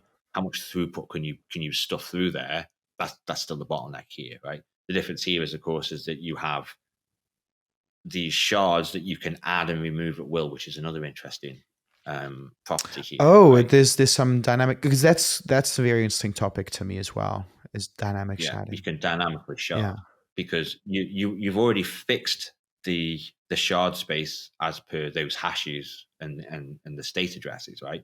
So all you're doing from the point of view of distributing load across that is that validators are looking at the network and saying, okay, we have these many validators, we have these many this much stake in the network, vote power or whatever. However you want to think about it, there's this much load that we can't keep up with. Somebody in one of these shards has made a proposal to the network to say, should we adjust our shard? So but hold on, this okay. So I think this is a great feature. I actually think if you don't have this, single shards end up getting congested. It ends up being terrible. Yeah, you just end up back at square one, right? You just have 10 congested. But where's this along? Just so I assume this was not on the testnet. This is more advanced stuff. No, this is implemented as well. Oh wow, this was also on the community testnet as well. The load, let's call it shard load balancing or dynamic sharding. Yeah, shard load balancing. Yeah. Okay. So essentially, how it works is all of the validators in the network that are processing transactions, they're monitoring their own local load, right? And so if my local load gets above some threshold, say 75% of CPU or disk and whatever configuration I've got set, in a block that I propose, I can put a statement in there to say, I think that we as a network should reconfigure the shard configuration because I'm seeing a lot of load, right? And if other validators are witnessing the same thing, then they can vote for my proposal of change, right? And if that proposal of change then gets 2/3 majority across all validators in the network, then all validators in the network will then start the reconfiguration process. Okay. So you need a network agreement where you have at least 2/3 that are experiencing load and above some threshold, so they will all agree. Yeah, I think we need to adjust up or down. Right, you can go down as well. You can't just go. Because if you have an exodus from the network, then you may have very powerful machines that are underutilized with the given shard, and it could potentially make the network vulnerable to DDoS attacks and all sorts of things. Yeah, definitely could. So conversely, it might say, oh well, my load is below 10% for days now. I'm going to propose that. How does that reconfiguration work? Because I suppose you'd have to transfer that shard history as well to a new shard. Yeah, so it happens over a period of time, and so essentially, once this agreement happens, where the network is in agreement that we should reshuffle, there's an ordered list of validators that will move over time to certain shards. They will collect information from those certain shards, or they will split information. They will drop information that they don't need if their shard that they was in is going to be split down the middle, right? So I can prune some stuff. I need to get some stuff from here. And that it happens gradually. That seems very reasonable to me. You don't want all the validators to do it immediately, because then you won't have availability, right? Everyone's reconfiguring, no one can process transactions. And so just to finalize the topic, just to go back. So I remember we started with some broken assumptions. If we could just fix those, because I mean, when we talked about the first stage in consensus, as we discussed it, right? Okay, let's go back to that. So initially, the test network, it did use POW. Right? POW was nice and simple, because POW and a blockchain gives the properties that I wanted. I didn't really care about the compute difficulty. What I wanted was the randomness of POW, right? And how I can use that randomness, that collision resistance, as a means to determine some properties about the next round of consensus, right? Like which validators are going to be. So then you have some sort of block reward, or reward at least, for proposing and producing. Not in the test network, but you could do. You would, okay. Like test, like the kind of reward economics. I don't need that for the test net. You can implement them simple enough, right? You can just copy and mirror a lot of other strategies that have been done in a lot of places. But that first stage was initially proof of work. Yeah. What will it be in the future, do you think? I'm currently in the final drafting of a paper which describes the Cassandra consensus mechanism without using proof of work, but still provides those same properties. You can think of it a little bit like a very efficient, verifiable random number generator. So I can deterministically generate hashes from the blocks that are produced, to determine which of those produced blocks is the strongest that everybody should vote upon. But it's done in such a way where I don't need compute, and I can't attack it with compute either, but it still gives me the same properties that proof of work give me, right? Not pre-imageable, not predictable, collision resistant. So obviously I'm going to start with POW, because that's tried and tested. This is a bit more complex. I mean, I would be skeptical achieving that without proof of stake or proof of work, POS or POW. Well, you may think, but we'll see what people think when that's written and gone through peer review. Right.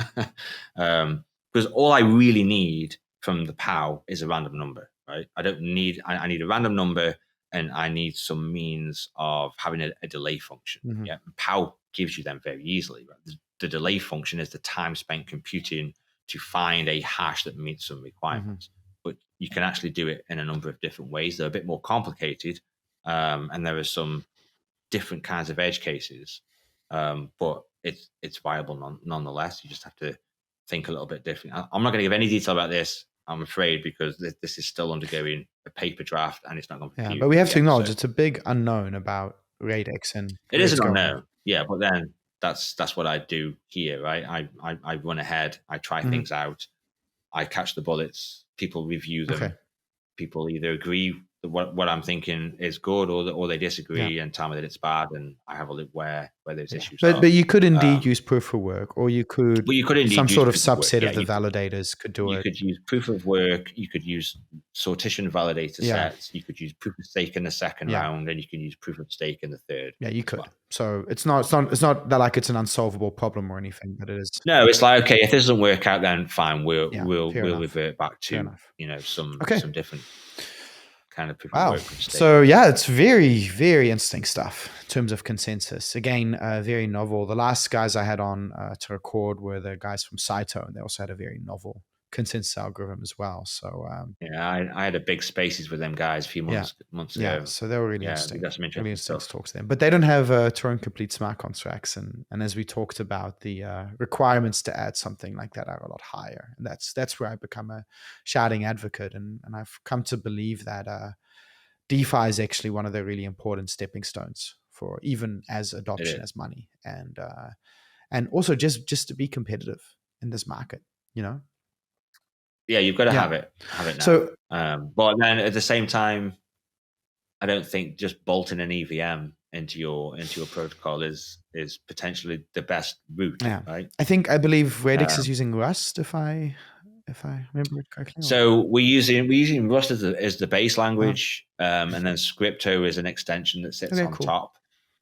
which brings a lot of different primitives and properties to the smart contracting language. Yeah. Makes it you kind of backstop with all the nice features of Rust. No, fair enough. Rust is great as far as developers tell me. So, right, exactly. And then the Scripto extension just basically extends the function set so that a developer doesn't have to think about, okay, what is a token? What does it mean to be a token? Like with an ERC20 where and I'm not in the camp where I think, we must all bow down to the almighty and glorious EVM. I think no. I tend to be more, and I tend to be more like user focused than developer focused. User and developer focused. This needs to be right. I mean, you're talking people's money. Well, I think also, but it's also a little bit the idea that with an EVM you have more developers now, right, because of the ETH ecosystem.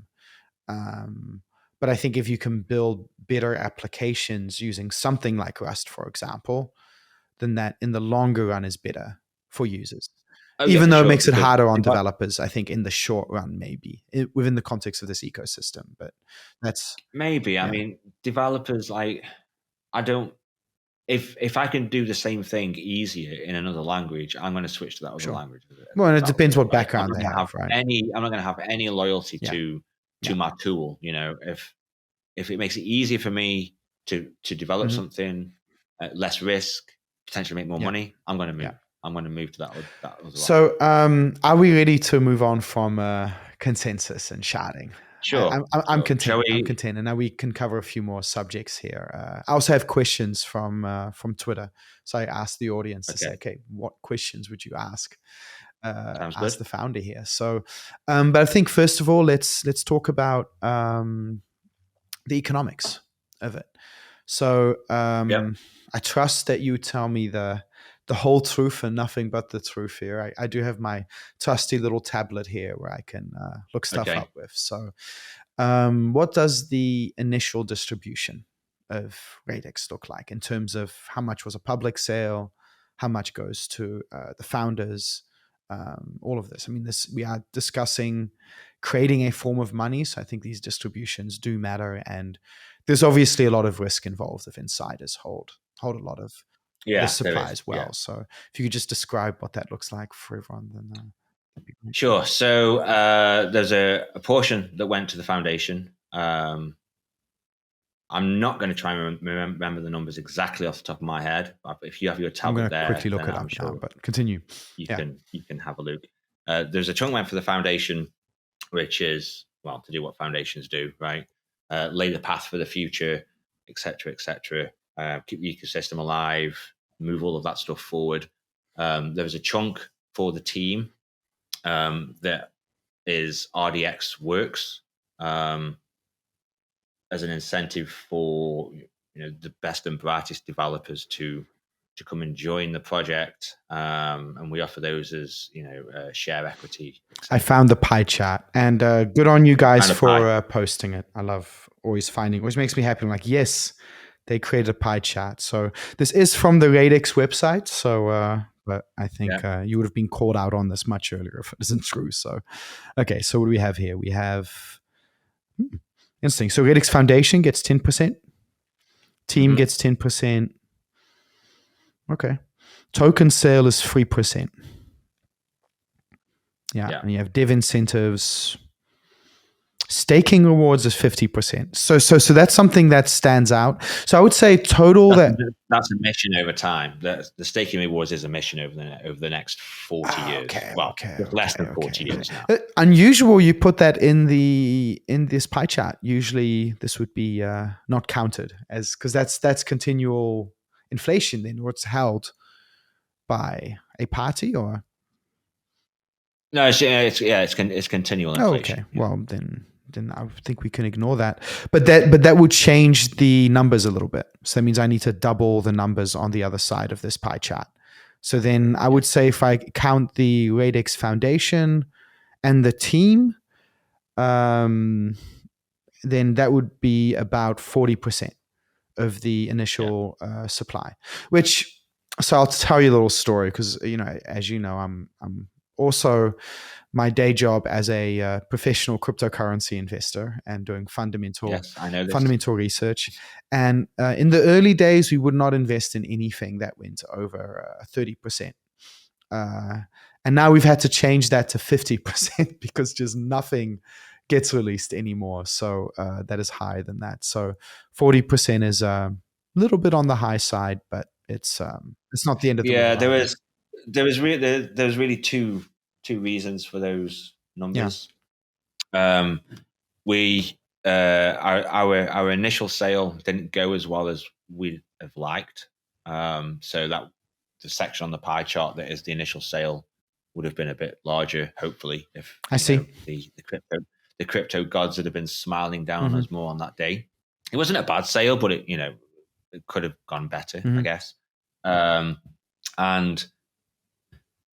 we're in this for the long game, right? Like I've been doing this for 10 years, over 10 years now, this project. Yeah. Initially, I funded it all myself, and then people started to come in.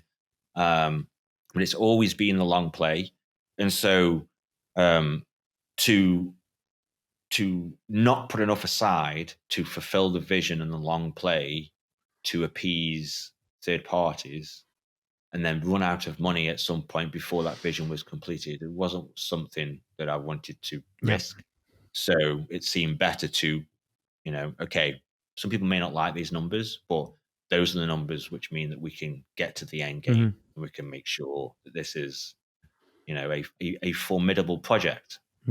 I've been here for 10 years, another 10 years, don't blink an eyeball at it, So there was some deep thought into those figures. What do we need to get this done? What's the unlock schedule look like for this? 40%? There is no unlock schedule. Okay. There was initially, but the community had large discussions around removing the unlock schedule, and there was a vote in the community, and the vote went the way of the unlock. So are the addresses public or? Yeah, there's a Radix Explorer. You can look at all the addresses and stuff. Yeah, you can see what goes on. Great.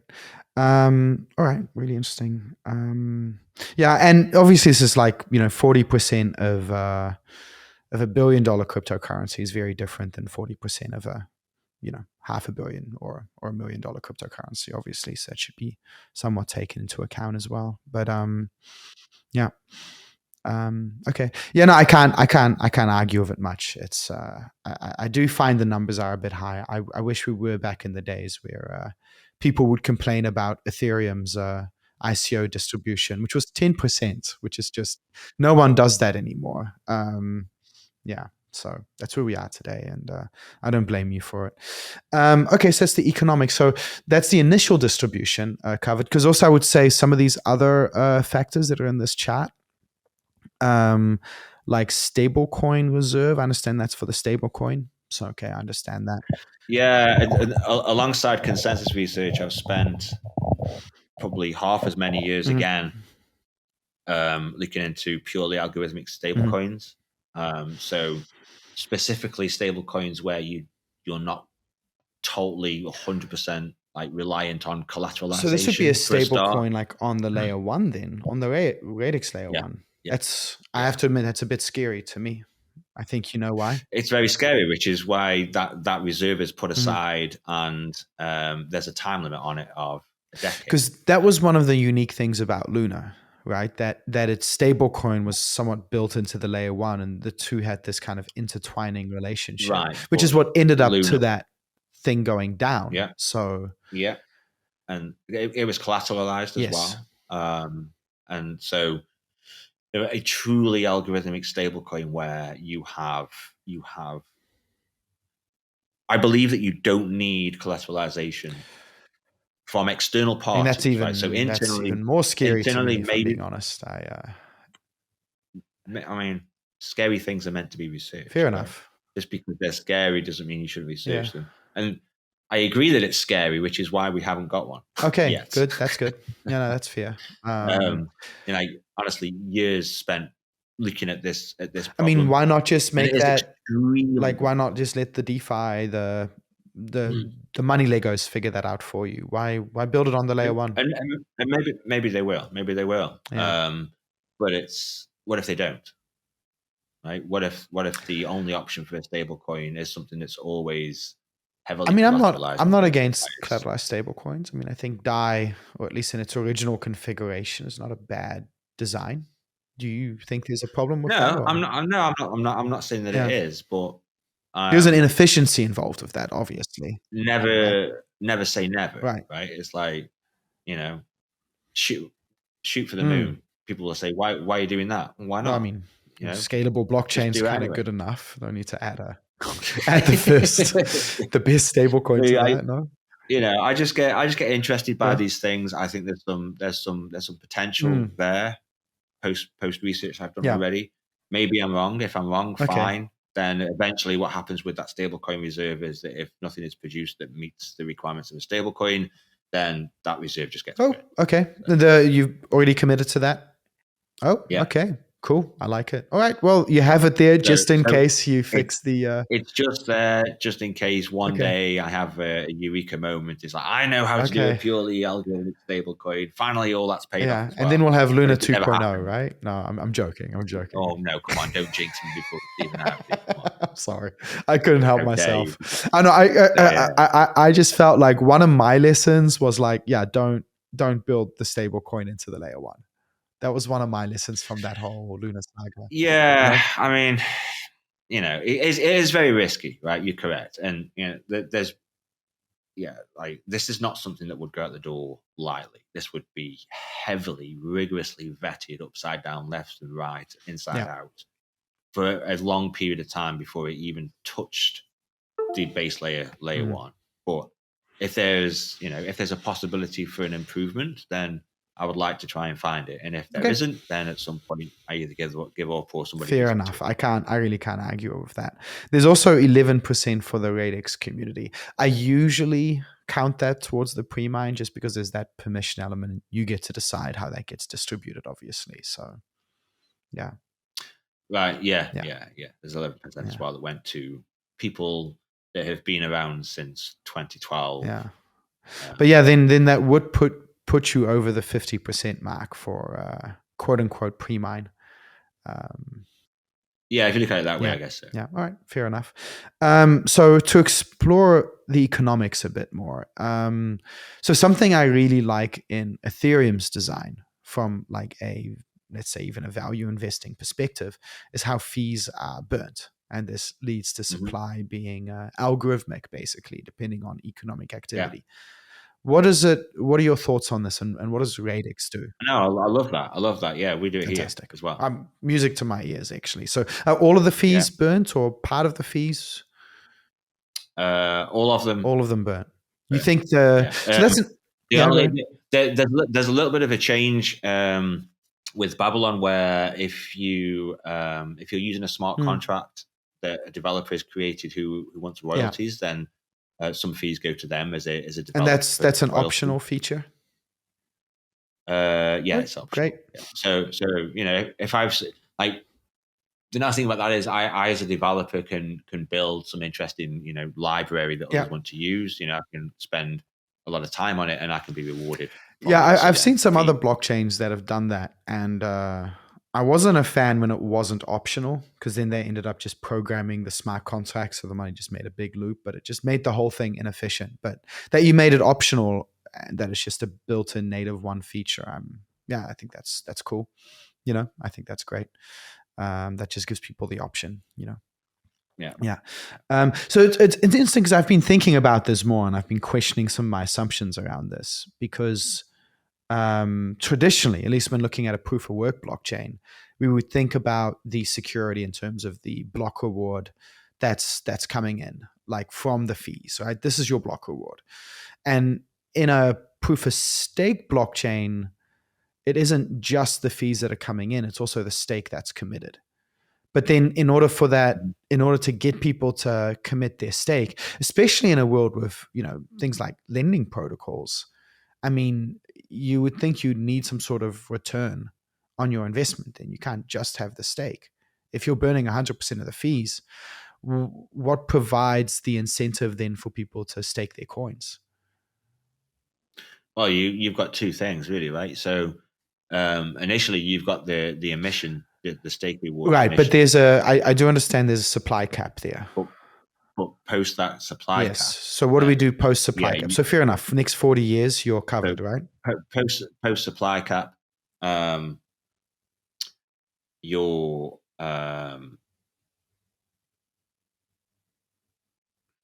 my bad. We burn a portion of the fees for exactly that reason. Hold on. Okay.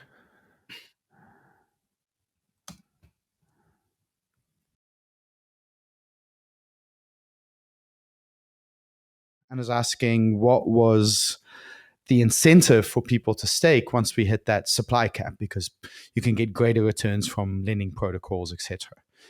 So this is why I've always argued, well, you do need some.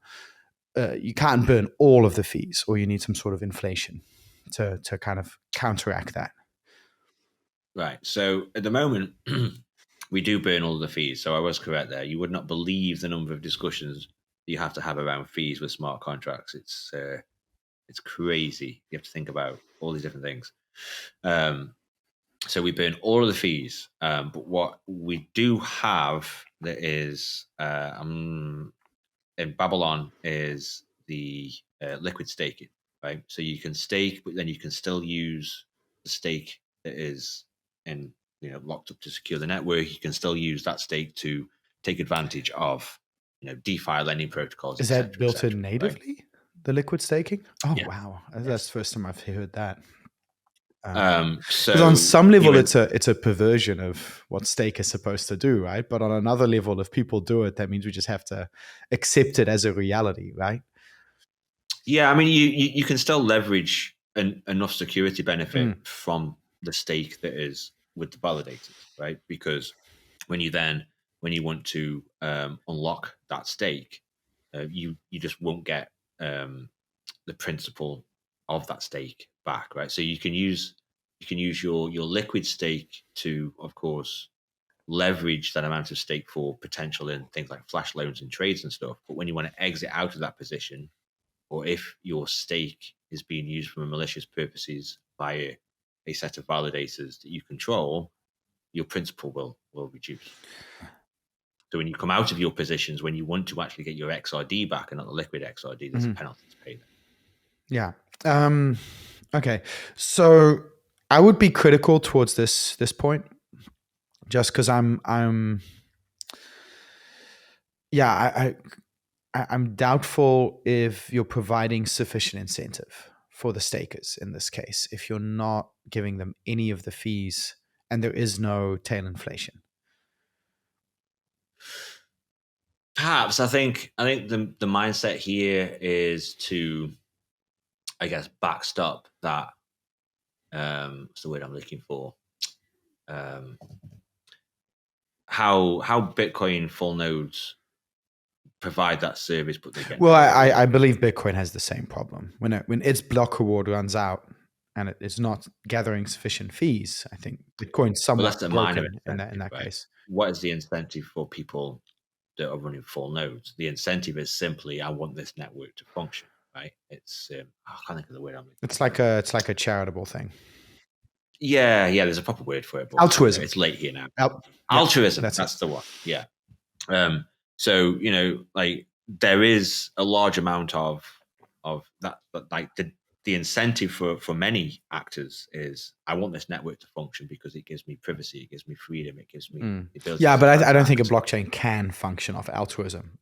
To me, that really flies in the face of pure altruism. Yeah, no, I agree with you. It helps, but it should never be the solution to any of these problems. Right. So the incentivization here is more along the lines of, okay, you can secure the network, but you can still go and do stuff with those funds while they're staking. Yeah, but why even stake in the first place? Why? Is there slashing involved in? There's no slashing. Oh, yes. There is slashing. Okay, so why would they take on that extra risk without any of the potential reward? I don't know. I think this is one of those things where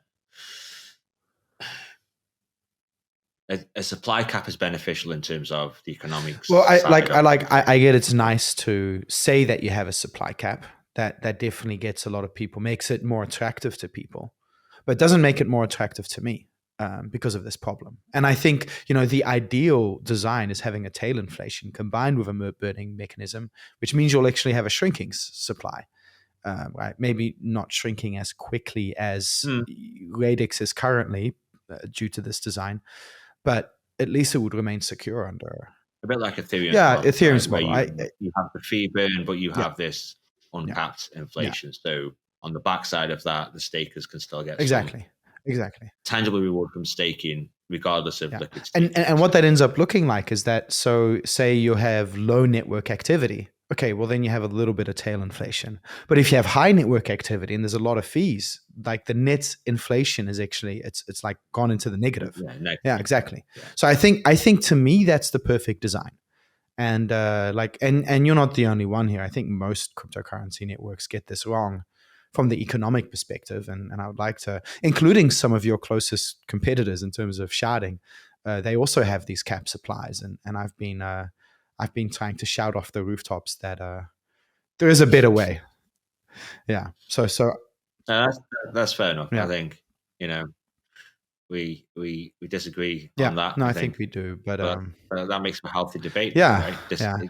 If everybody agreed, it would be a very poor debate. Well, and you have time to think about it and potentially change. I mean, that's my hope for a lot of these other blockchains as well, that through their governance process, they'll be able to make the changes to make it a more secure and more long-term sustainable design, right? Because that's what we're talking about here as well. And I think that's maybe a good segue then into governance. Mm-hmm. So what are your thoughts on governance? How should decisions be made in Radix? Tricky. Governance is tricky, it is. Right? It's one of the biggest problems I believe we have. Extremely difficult. I would even say it's governance and then scaling, because we can solve the scaling problems as you've also shown. Like from a purely technical perspective, scaling wins. But when you're looking at the entire scope, governance is really difficult. And why can't we get the biggest blockchains to adopt the best scaling technologies? I think governance is largely the reason why as well. The governance is preventing the governance in a weird way. And that too. You definitely have that where we're like, oh no, the thing is, people think no governance is better, but you end up with governance anyway. You just one that you can't see, one that's more nefarious. It just manifests behind the scenes, and then eventually it's there, and it's horrendous. And you end up with like shadow rulers. Where did this happen from? Right? How is this happening? And I've seen that firsthand, and it's far too common. Me too. Over the years, it just appears from nowhere, rears its ugly head, and then nothing happens. A great quote by Lord Acton says, "Power corrupts, and absolute power corrupts absolutely." And I think that's exactly what we see happening on these blockchains. Some people get a power trip, are like, "Holy shit, I'm actually in charge of this $1 billion blockchain now, and no one knows it, and I'm the one pulling the strings." That's the reality behind the scenes. It's I mean, the difficulty with governance is, I think the biggest difficulty with governance is somehow accommodating for and making accountable greed and ego. That's the biggest problem, right? And if you can develop a governance model that can tolerate those things and still function correctly and still function ideally fairly, even harness those things, right? Or even harness them, right? I mean, that's even a different level. Yeah. Then your governance model stands a chance of being solid and long standing. But it's, you're dealing with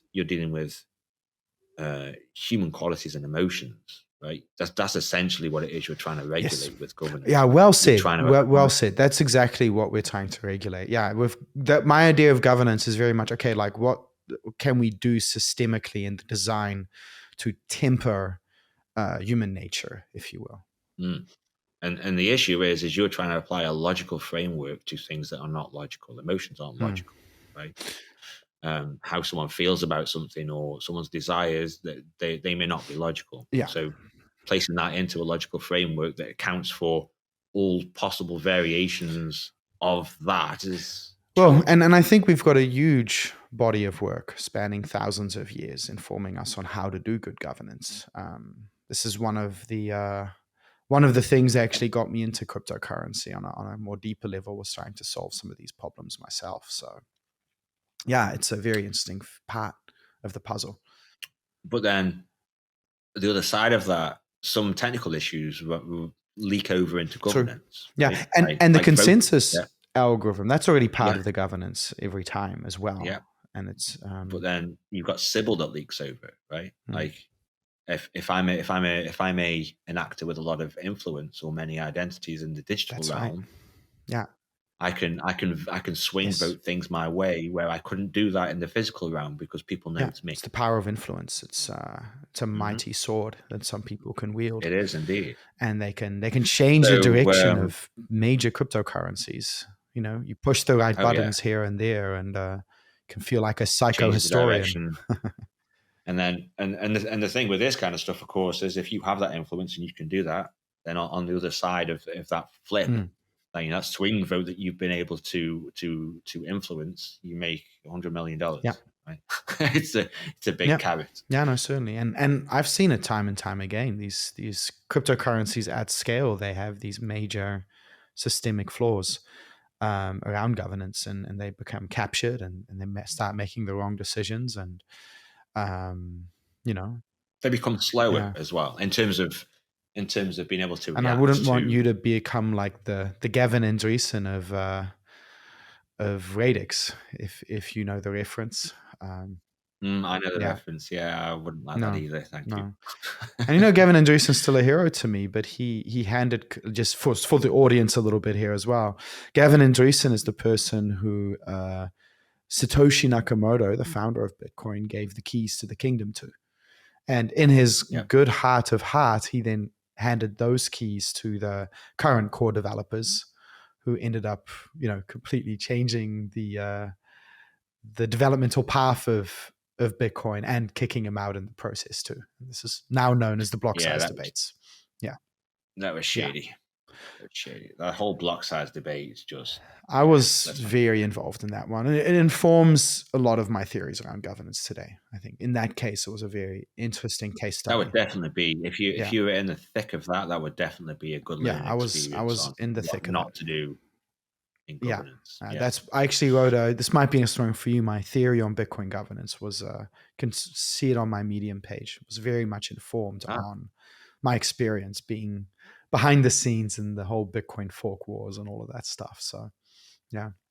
I mean, it was an interesting time. It was definitely entertaining, but I don't think anything of real value came out of all of that chaos. I think my governance theory has improved a lot around blockchains. So, other than your governance theory, lessons, and a lot of people fail to learn the lessons of history as well. But we repeat that a few more times, and people will start to catch on. So, I would love to know what Radix is doing in this department. It seems like we do share a lot of the same sentiments so far. Honestly, we're still very much just looking at the problem and trying to figure out how do we do it in the right way. Have you made any commitments to the community in terms of governance, or?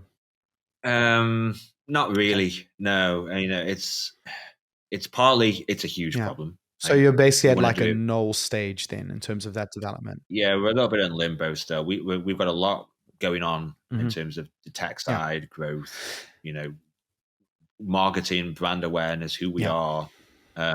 Governance is extremely important. And I've had many conversations with the community over the years about governance. And so I hope they know that it is always kind of on my mind as something that needs to be done and dealt with at some point. Glad to hear.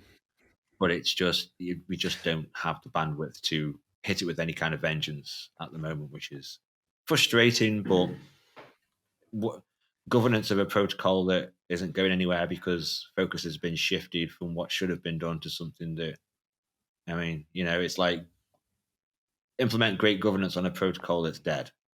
What's the point? Right. But I think there's a difficult balance you need to strike with governance, because I think we need to acknowledge the reality that all cryptocurrencies start out centralized. And I think, and even if you have the perfect system of decentralized governance, I would even say, unless you have like massive scale, it's still centralized in practice, just because of the nature of politics. And I only really think decentralized governance truly works at a massive scale. It's nuanced as well. And we might still need to run several experiments, and some of them might fail before we really know for sure what works. It's a difficult area. It's an interesting thing that I come back to here a few times. You just started that small monologue with all cryptocurrency projects start centralized, right? Which is absolutely true. Yeah, there's some person somewhere, such as myself, that goes, you know what, I think this is a better idea, or I have this idea, I'm gonna develop this. And so that person is obviously the central point of that idea that flourishes, and so it's very centralized. But then also, if that project becomes extremely popular or successful, then you can potentially have the network itself extremely decentralized. You can have governance in play, but in my case, I would still hold influence. Oh yes, yeah, right? Certainly. So you could have all of this in play, and then I send out a tweet saying, "Hey guys, I want to do this and not that." Then a lot of people may change their decision what they were going to do based on. And it would be a long road before Radix reach a point where you would say that you wouldn't have that type of overwhelming influence over the project. Yeah, it's a really and it's not truly decentralized, and no cryptocurrency is quote unquote truly decentralized until we reach that point. I would argue still that Vitalik still has an immense sway of influence over Ethereum. Even, what is it now, 7 years, 8 years? No, coming up to 10 years since. He's done quite an admirable job, though, of doing his best not to lead, though. He's been very... Which in the context of Ethereum, is probably okay. Yeah.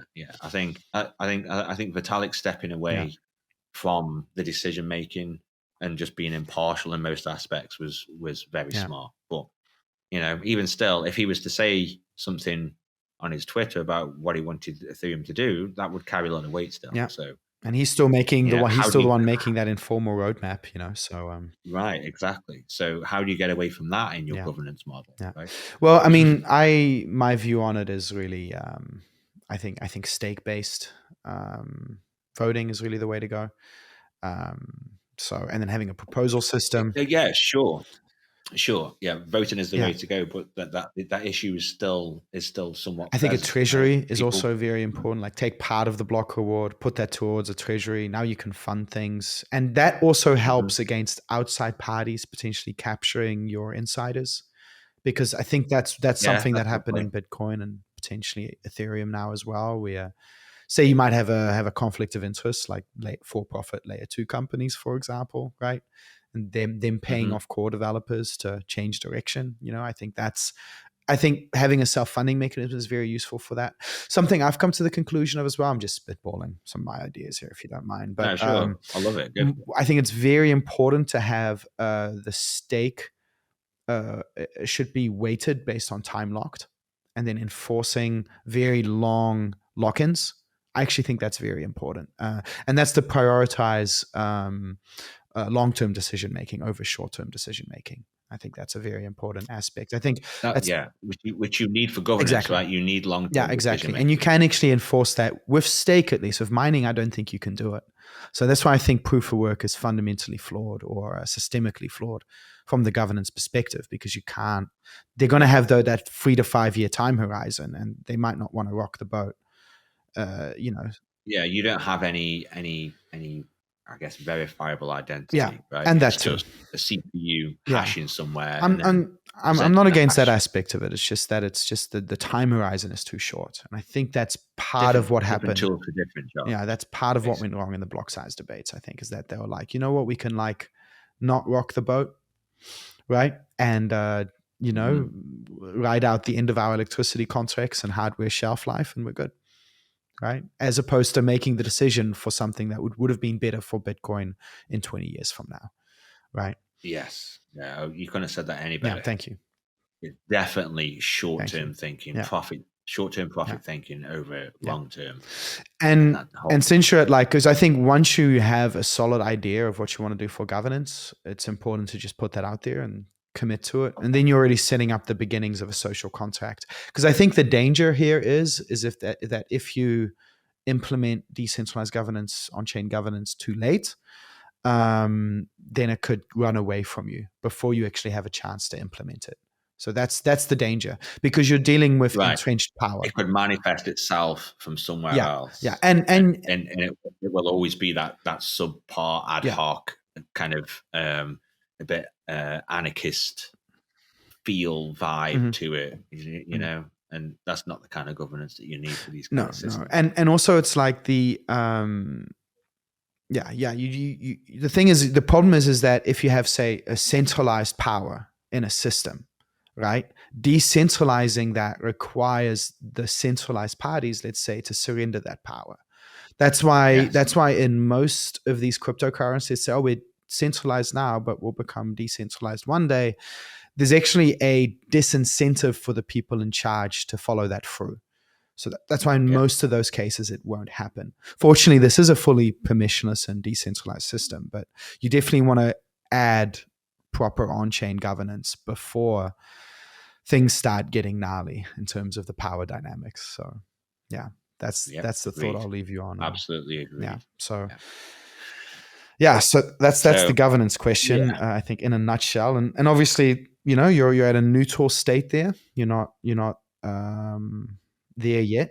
No, we are very aware that it's required. We want to do it right, but we don't have the real bandwidth that it deserves to have thrown at it right now.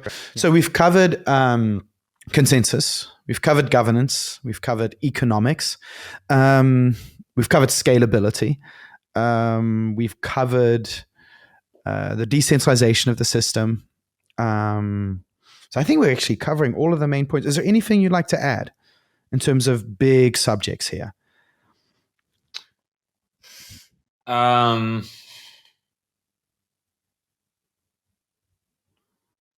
don't think so. I think we've hit the things that we needed to hit. I think there's still a lot of rabbit hole left on the consensus and scaling. I'm sure we could talk for 12 hours. Exactly.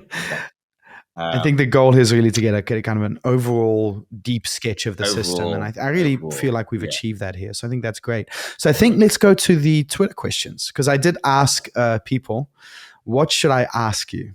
And we got a bit of that audience. So what I'll do is I'll read out the... one moment.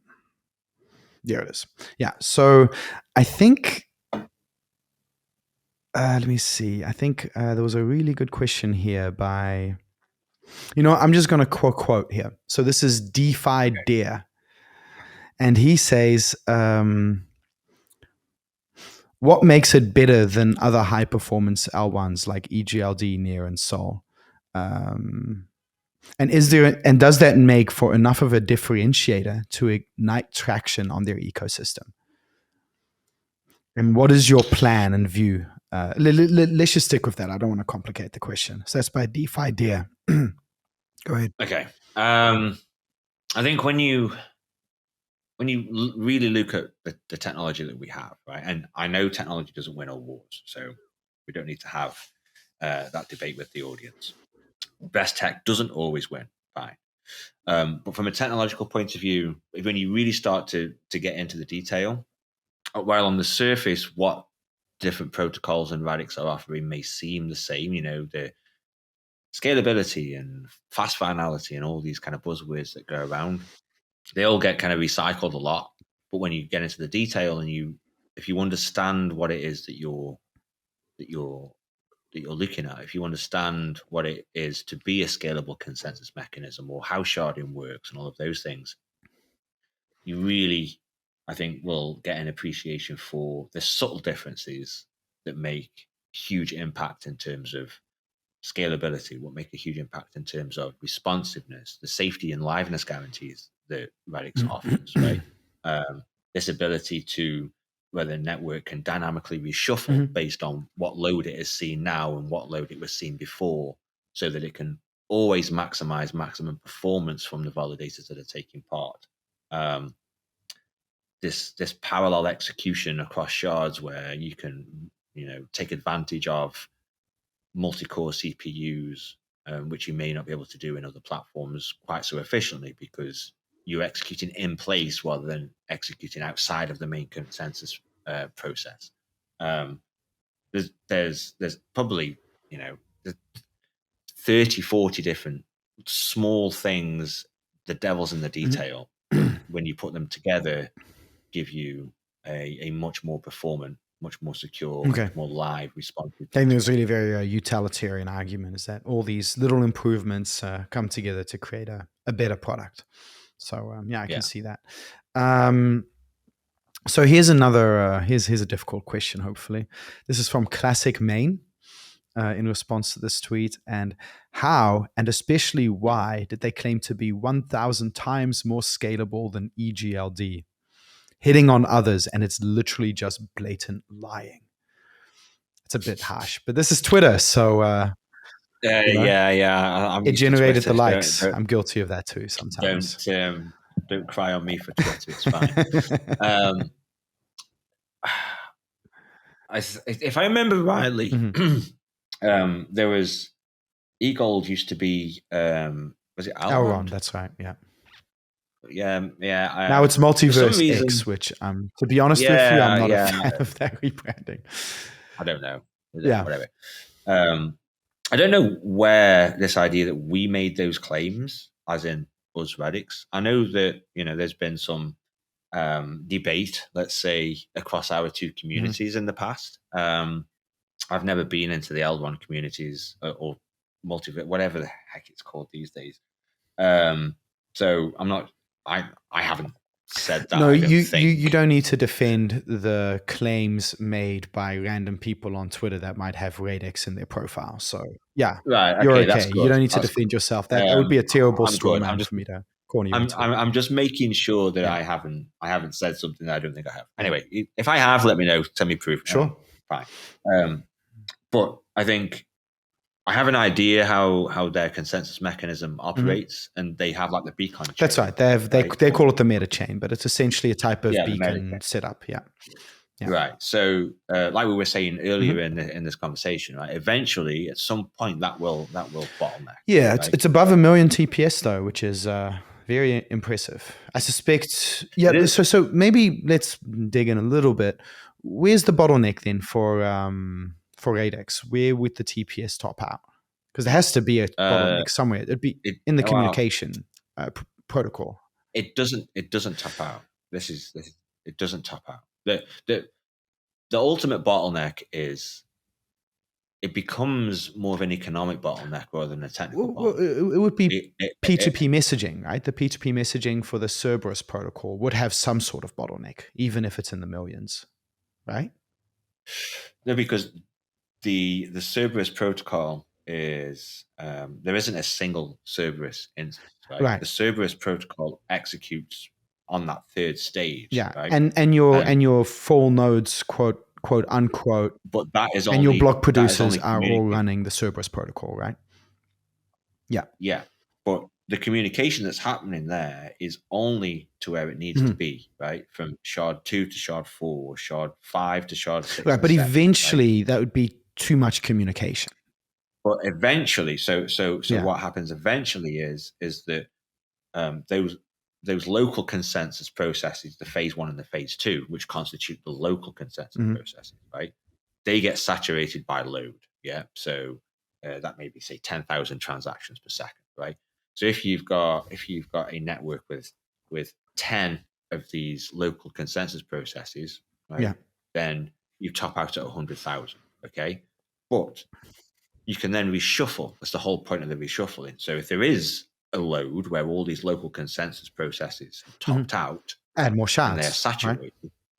You just add more shards, right? Everybody reconfigures, everybody readjusts, providing you've got enough new validators. But these things should scale hand in hand. And if you really have that much more TPS, you have enough to actually justify more shards. That's the idea. And I fully agree. Exactly. EGLD, eGold, Elrond, Multiverse X, they operate on the same principle, basically, in terms of achieving that type of horizontal scalability. Okay. Yeah. Okay. And the bottleneck here is just for comparison, for Elrond, the bottleneck is the number of shards, because it's storing the block headers in the quote-unquote beacon chain. So then there's a limit, and that limit sits at about 10,000 shards or something like that, theoretically. Okay. Yeah, this doesn't have that, right? Because that Cerberus instance that runs is just purely for that transaction, right? So the only communication that Cerberus instance is doing is between the shards that it needs to talk to, right? And there's potentially tens of thousands of these Cerberus instances currently operating in parallel, asynchronous to each other, doing the communication. Okay, so what drives the bottleneck initially is local saturation, but then you just reshuffle the shards. No, I'm not talking about the local, because the same thing is true for Elrond shards, right? Like if there could be too much communication between a set of shards, but then you just load balance them out. So I suppose the main difference here is that there isn't a single point where all the communication is going through for anything. Okay. Everything is distributed. Everything is load balanced. There is no. But the voting still takes place, right? So you'd have max number of, because if all of the nodes for all of the shards are involved in the voting process on the Cerberus stage of consensus, then there would be a max number of nodes there. Everybody isn't voting on everything at the Cerberus stage. Only the shards that are involved in that transaction. Oh, okay. I thought it was all of the. Okay. So any shards that actually that require commitments, I suppose. For a particular transaction, yeah. So but you don't have the entire consensus confirming that? You don't need it. I mean, but then you end up with a subset of security for the finalization of those transactions, right?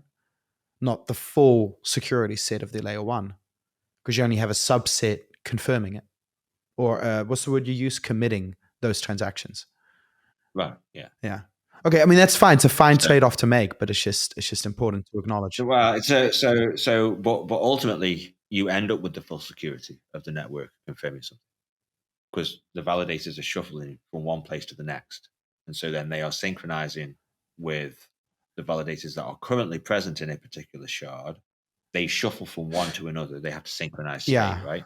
If they don't agree with what they're synchronizing, then they won't vote. And if they don't vote, then you know what, that's fair. You can actually draw an analogy of sharding itself there. Yeah, you're right. Yeah, because as long as you're taking a random sampling of validators to do that. Okay.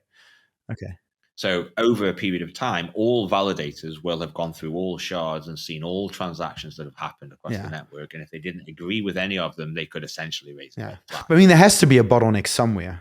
I mean, universe is finite. The bottleneck is ultimately, like I say, it comes down to an economic point of view, right? So we've done a lot of testing. The peer review paper did a lot of testing on, is Cerberus, is it really linear scale? And it is. You can see in the graphs, right? It just shoots. But like, I mean, even for, I mean, at 1 billion TPS, you're hitting a bottleneck somewhere, surely.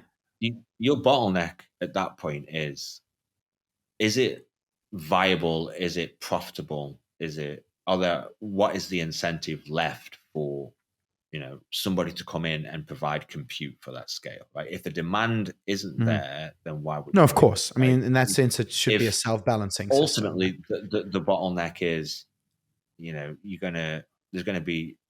won't be enough machines to put into this network, right? You got your demand, but then there's also the hardware. I'm thinking and there must. It's okay, but I'm thinking there must be a bottleneck somewhere in the communication. Please read protocol. the Cerberus paper. All right, fine. Right? Please read the Cerberus paper. I mean, it's been through peer review. Yeah, no, I'm sure. I'm just. It just makes me more reassured if I know you're acknowledging, even if it's at 10 million TPS.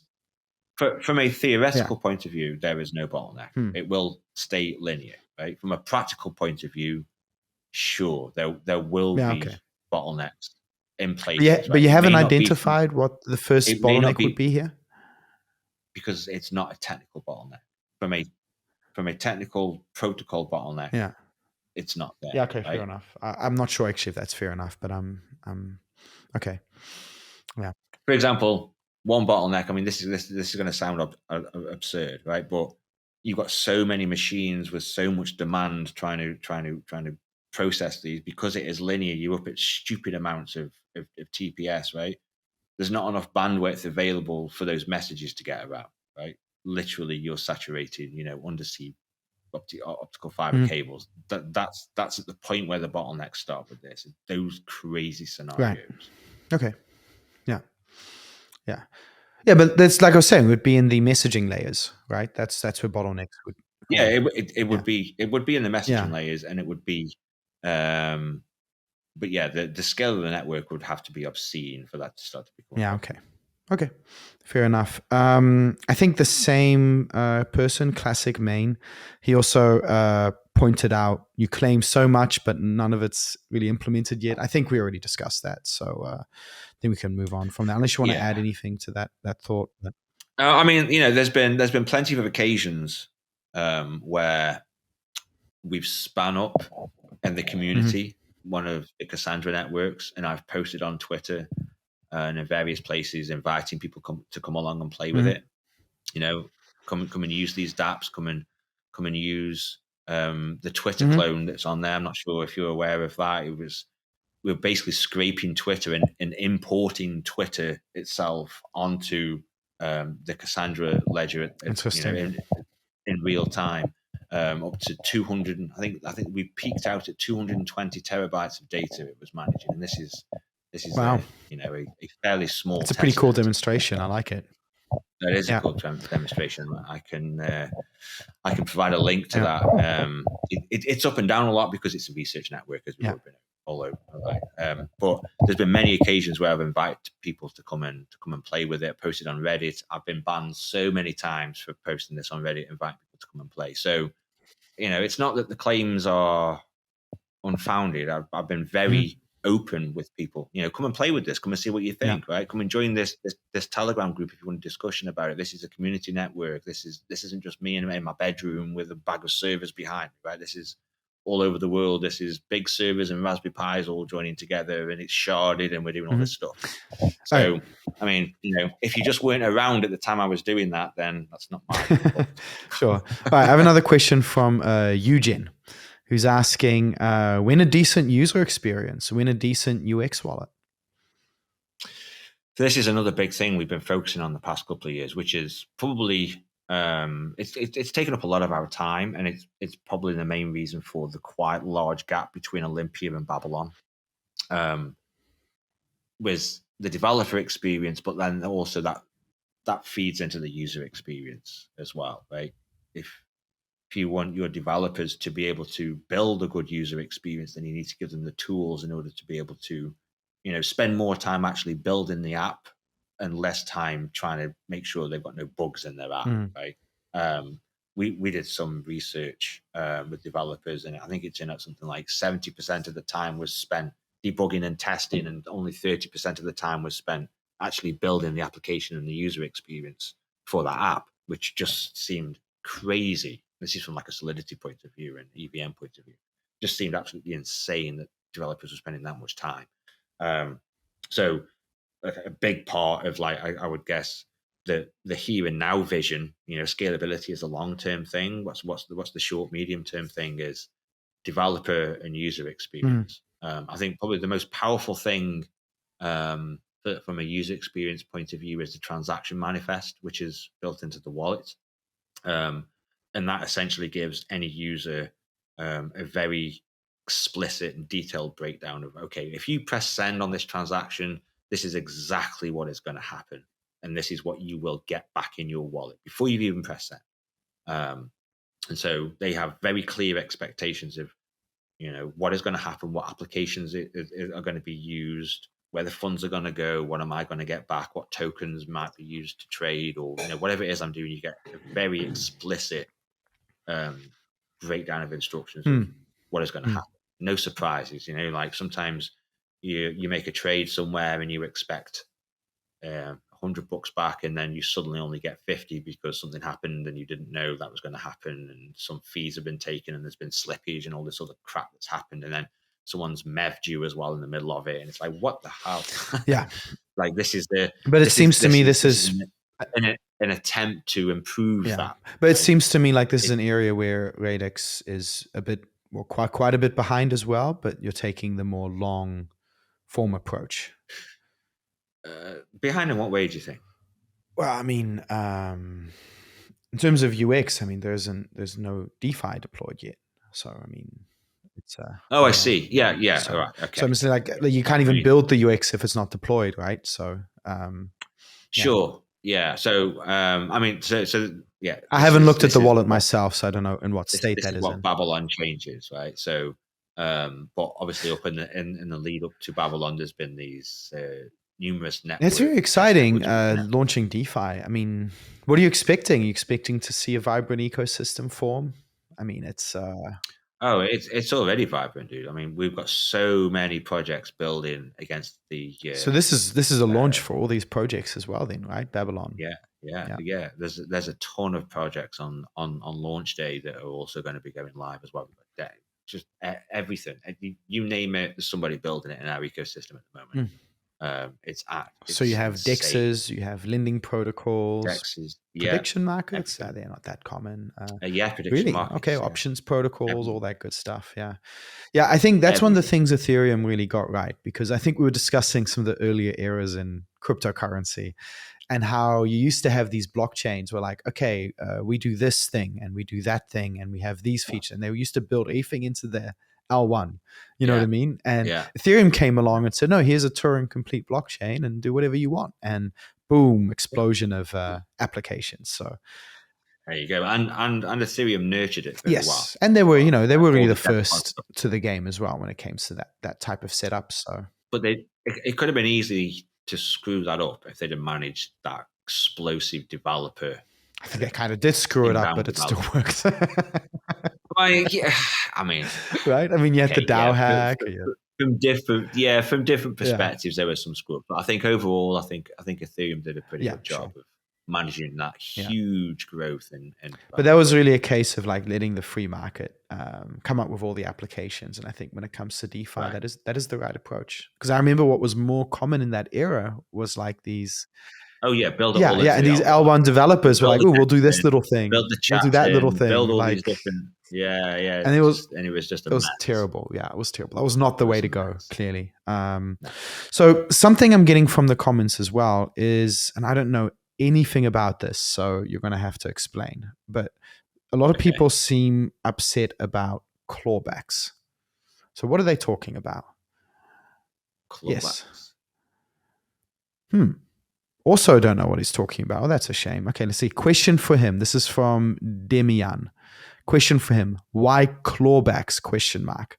Does he think no one will use his project if he follows basic crypto principles? ? Clawbacks. I have no idea. These are the questions. I'm sorry. I don't know. Okay, I thought you would know what he's referring to here. Maybe the only thing I can maybe think of is there's been some discussion in the community lately about there's an option where if you deploy a dApp into Radix then if you're the token issuer, then you can set that you have control, you can haircut and stuff, you can freeze tokens, right? But like secondary tokens built over Radix. Oh, okay. Yeah. Well, it's just like an admin key. So like if USDC or USDT was there, right? There's a legal requirement for them to have specific control over those assets, right? From a legal perspective for them. So okay. Well, it's the only thing I could think of there. Yeah, but as long as that's not on the layer one, that's just again up to the free market to decide how things are done. Yeah, it's a smart contract. It's a feature that is available if you are the token. Yeah, I mean, it's no different to Ethereum admin keys as far as I'm concerned. Right, exactly. Or other configurations potentially. So, okay. So that's his fault for maybe not clarifying that more. Hopefully we did cover if that's not what they were referring to, then I mean, maybe he was referring to this idea of the stable coin clawing that back, but burning isn't a clawback, so that doesn't make any sense. No, it just disappears and everybody gets a bit of an uplift, right? So everybody should be hoping I play it. Yeah. Well, it was a great quote by Satoshi where he said, any lost Bitcoin is just a gift to everyone else. I thought that was beautiful. Exactly. So if I fail, it's a gift to everybody. On the stable. Yeah. So I'm just looking through these questions some more. I think that pretty much covers, because I think our discussion really did cover most of the things. And we did talk about some of the sticking points for me, which was lack of governance, supply cap, and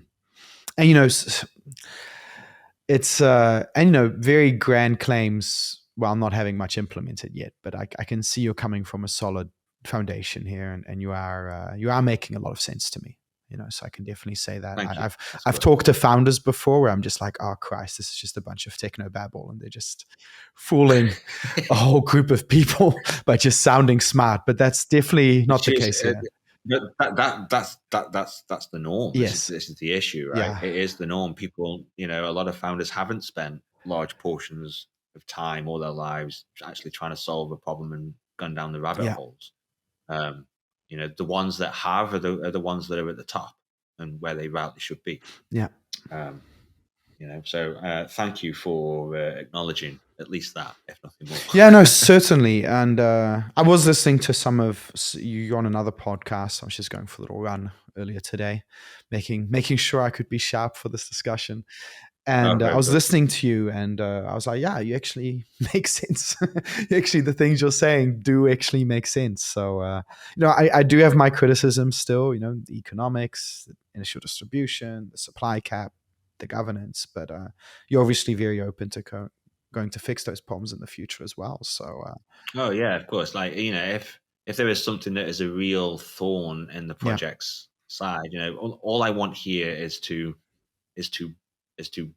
for us to build the most capable platform possible to carry this into the far future, right? And that's from all angles, not just tech. Obviously, tech is the enabler, right, for a lot of that stuff. But there's all these other elements as well that are very important. Yeah. And if any aspect is hindering the project in a way that is very risky or bad, then I'm always open to discussions on how to fix it. Yeah, certainly. And that's how it's always been, right? Like if you've been in our community for any prolonged period of time, especially in the early days, we had so many discussions, going backwards and forwards with guys on ideas.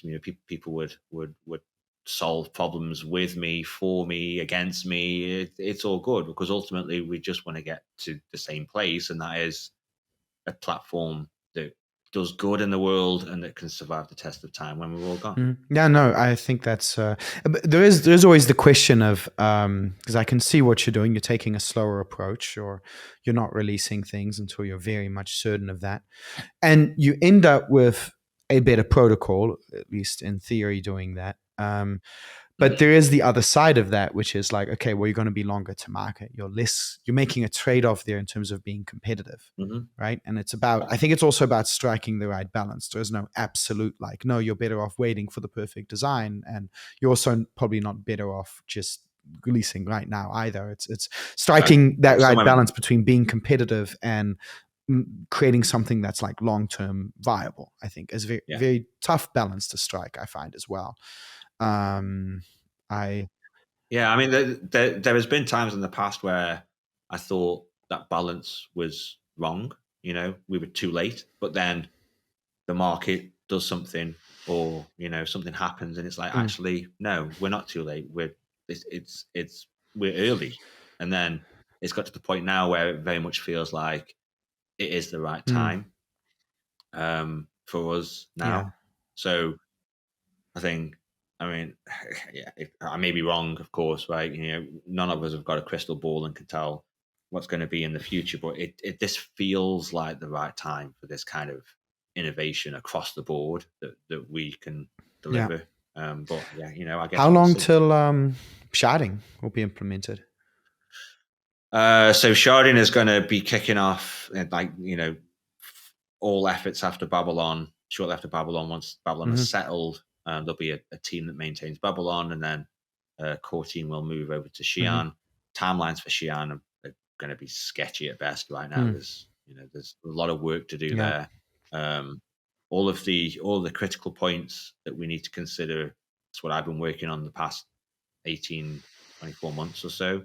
But there's also a lot of implementation bits and pieces that I haven't worked on, because for them you need Babylon. So it does put you very much behind the competition then, objectively, in terms of what is implemented. Potentially, it's a tough one. It's I do think that if this was on mainnet, you'd be a lot higher in market cap today. I think that's obvious. Oh yeah, for sure. Yeah. But at the same time, it's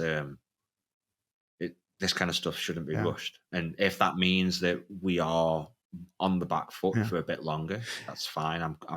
I'm confident that we can can become competitive. Because that's the idea, right? Eventually you want to catch up to that, and also not lose momentum in the meantime. That's another factor to consider. Because I mean, we've kept the excitement around us for 10 years with a fairly large group of people. So I'd like to consider we're quite good. No, I'm very curious to see where that goes with Babylon launching and that really creating that DeFi activity. I'm really curious. I hope it, and for every blockchain, I hope all the claims come to fruition, because I want cryptocurrency to succeed, obviously. Yeah, me too. Yeah. It's the whole reason I'm doing this, right? Going through this pain for so long. Yeah. And taking these difficult decisions on, do we go now? Do we go later? Do we build it slow and steady and be the Tortoise and someone else is the Hare, and eventually we'll catch them? What do we do? And I always come back to the thought of, okay, well, what if we were the only one going slow and everybody else rushed to market and everybody else failed? If we followed them, we would have failed too. And then there would be, no mainstream crypto, right? Bizarre thought experiment. Well, I mean, what if it needed somebody to go slow, but everybody here in this space is going very fast? We then decide to go fast, and the opportunity has gone for everybody. And if Radix is the ideal design, right? As well, if it is, I mean, it's inevitable. Even if Radix didn't exist, someone else would invent it eventually, right? This is it, right? So eventually, over some period of time, somebody else would come up with the same design as I've just explained to you. Or if we don't succeed somewhere at some point in the future, somebody can look at what we started with and say, well, this was all great, but that could have been better. Okay, we'll try this now, and we'll borrow this idea and we'll go from there. And then ultimately it's successful in a different way, but it's still got the Radix DNA in there somewhere. Yeah, sure. No, and we do need to go through multiple iterations, and hopefully those iterations can be on the same token, but that's not always going to be the case, unfortunately, either. So I mean, things are going to be difficult. The end, at the end of it all, we will hopefully, the people that are putting the brain power and the legwork down in this space, we all want to get to the same place, right? We might clash heads with each other and tread on each other's toes occasionally, but ultimately I think we all want to go to the same place. No, and I can agree on that. I think ultimately, we need to be focused on the goal and not some 3-letter acronym. I think that's a very admirable position to take. in this space that's filled with speculation and greed and lies and false claims. But if you take all those guys away, you kind of end up back with what we had in the 20. No, we don't want that either, right? So it's like well, we need both. both. I'm talking from the point of view of the inspiration of what could be, right? As long as that's still alive, then I feel like we'll eventually get there. And if you take away all of the noise in this space at the moment, you do end up with that kind of group of people, right?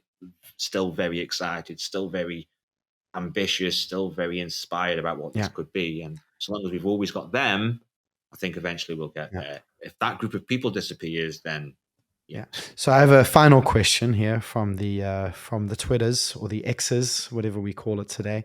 I'm not sure. I don't either. I'm just going to stick with Twitter. It still says that in my my website. Yeah, it's still Twitter for me as well. So this is from Scott, and I just thought this was funny. Where are all the alien spaceships? Oh,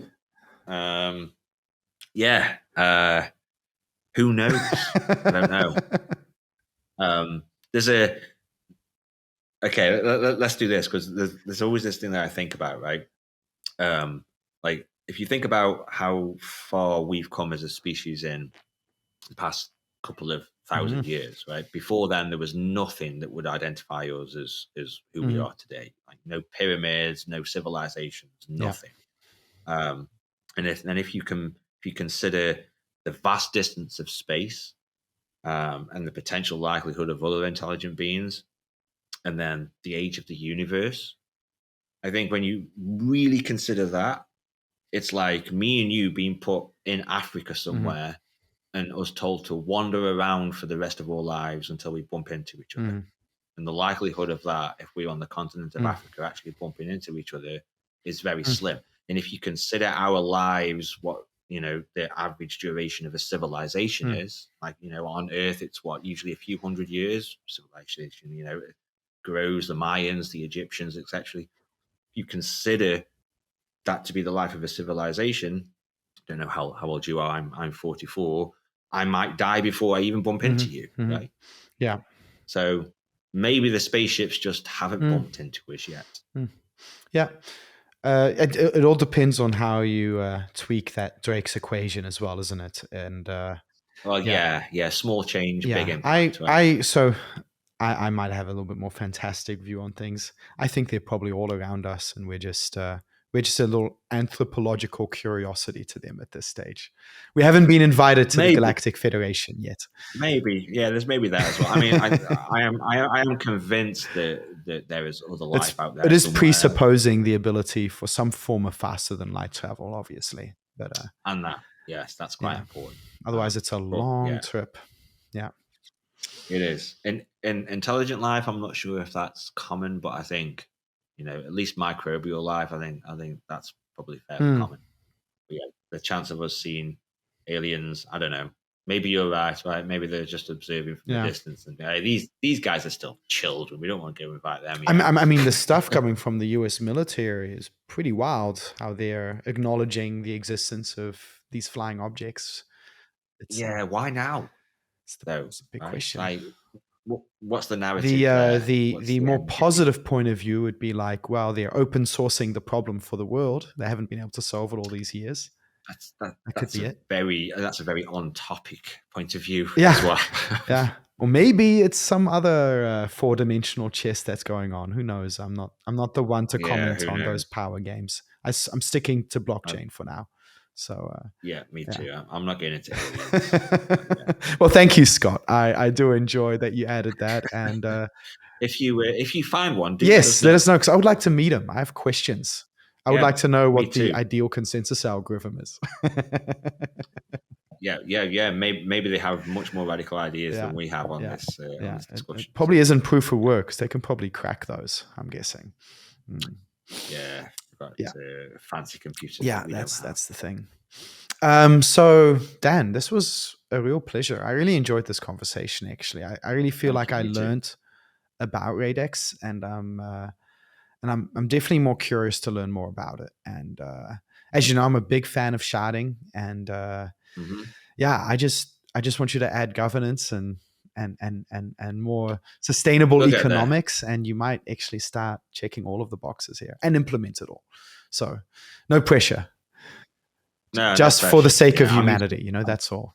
I'm used to pressure. I've had it for a while now. It's all good. It's all good. I don't speed up for anybody. There's a plan, and the plan will execute. All right. We will be there. Do you want to? But if ever you want to get a bit deeper in the consensus sharding stuff, which is where I spend most of my time, then feel free, hit me up. Even if you just want a one-on-one, we can go all the way down the road. I feel like I could probably listen back to this podcast a few times first, make the most of things. So yeah, no, this was really great. Do you want to any final words to close off with? I mean, just a shout out to everybody that supported Radix, supported me before it was even Radix. Over all those years, there's a big release coming up the next month. Everybody's very excited. I'm sure some people are anxious. Some people are don't know what to do with themselves. This has been a long time coming. So the support that we've seen, that I've seen, and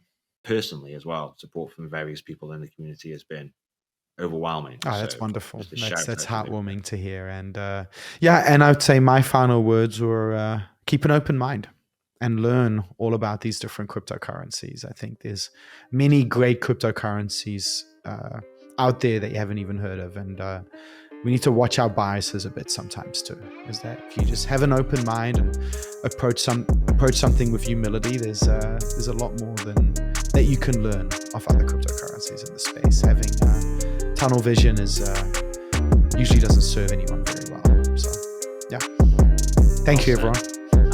Amen to that. All right, we're signing off now from the Bonds Review, and thank you for listening. This was a pleasure. Good night.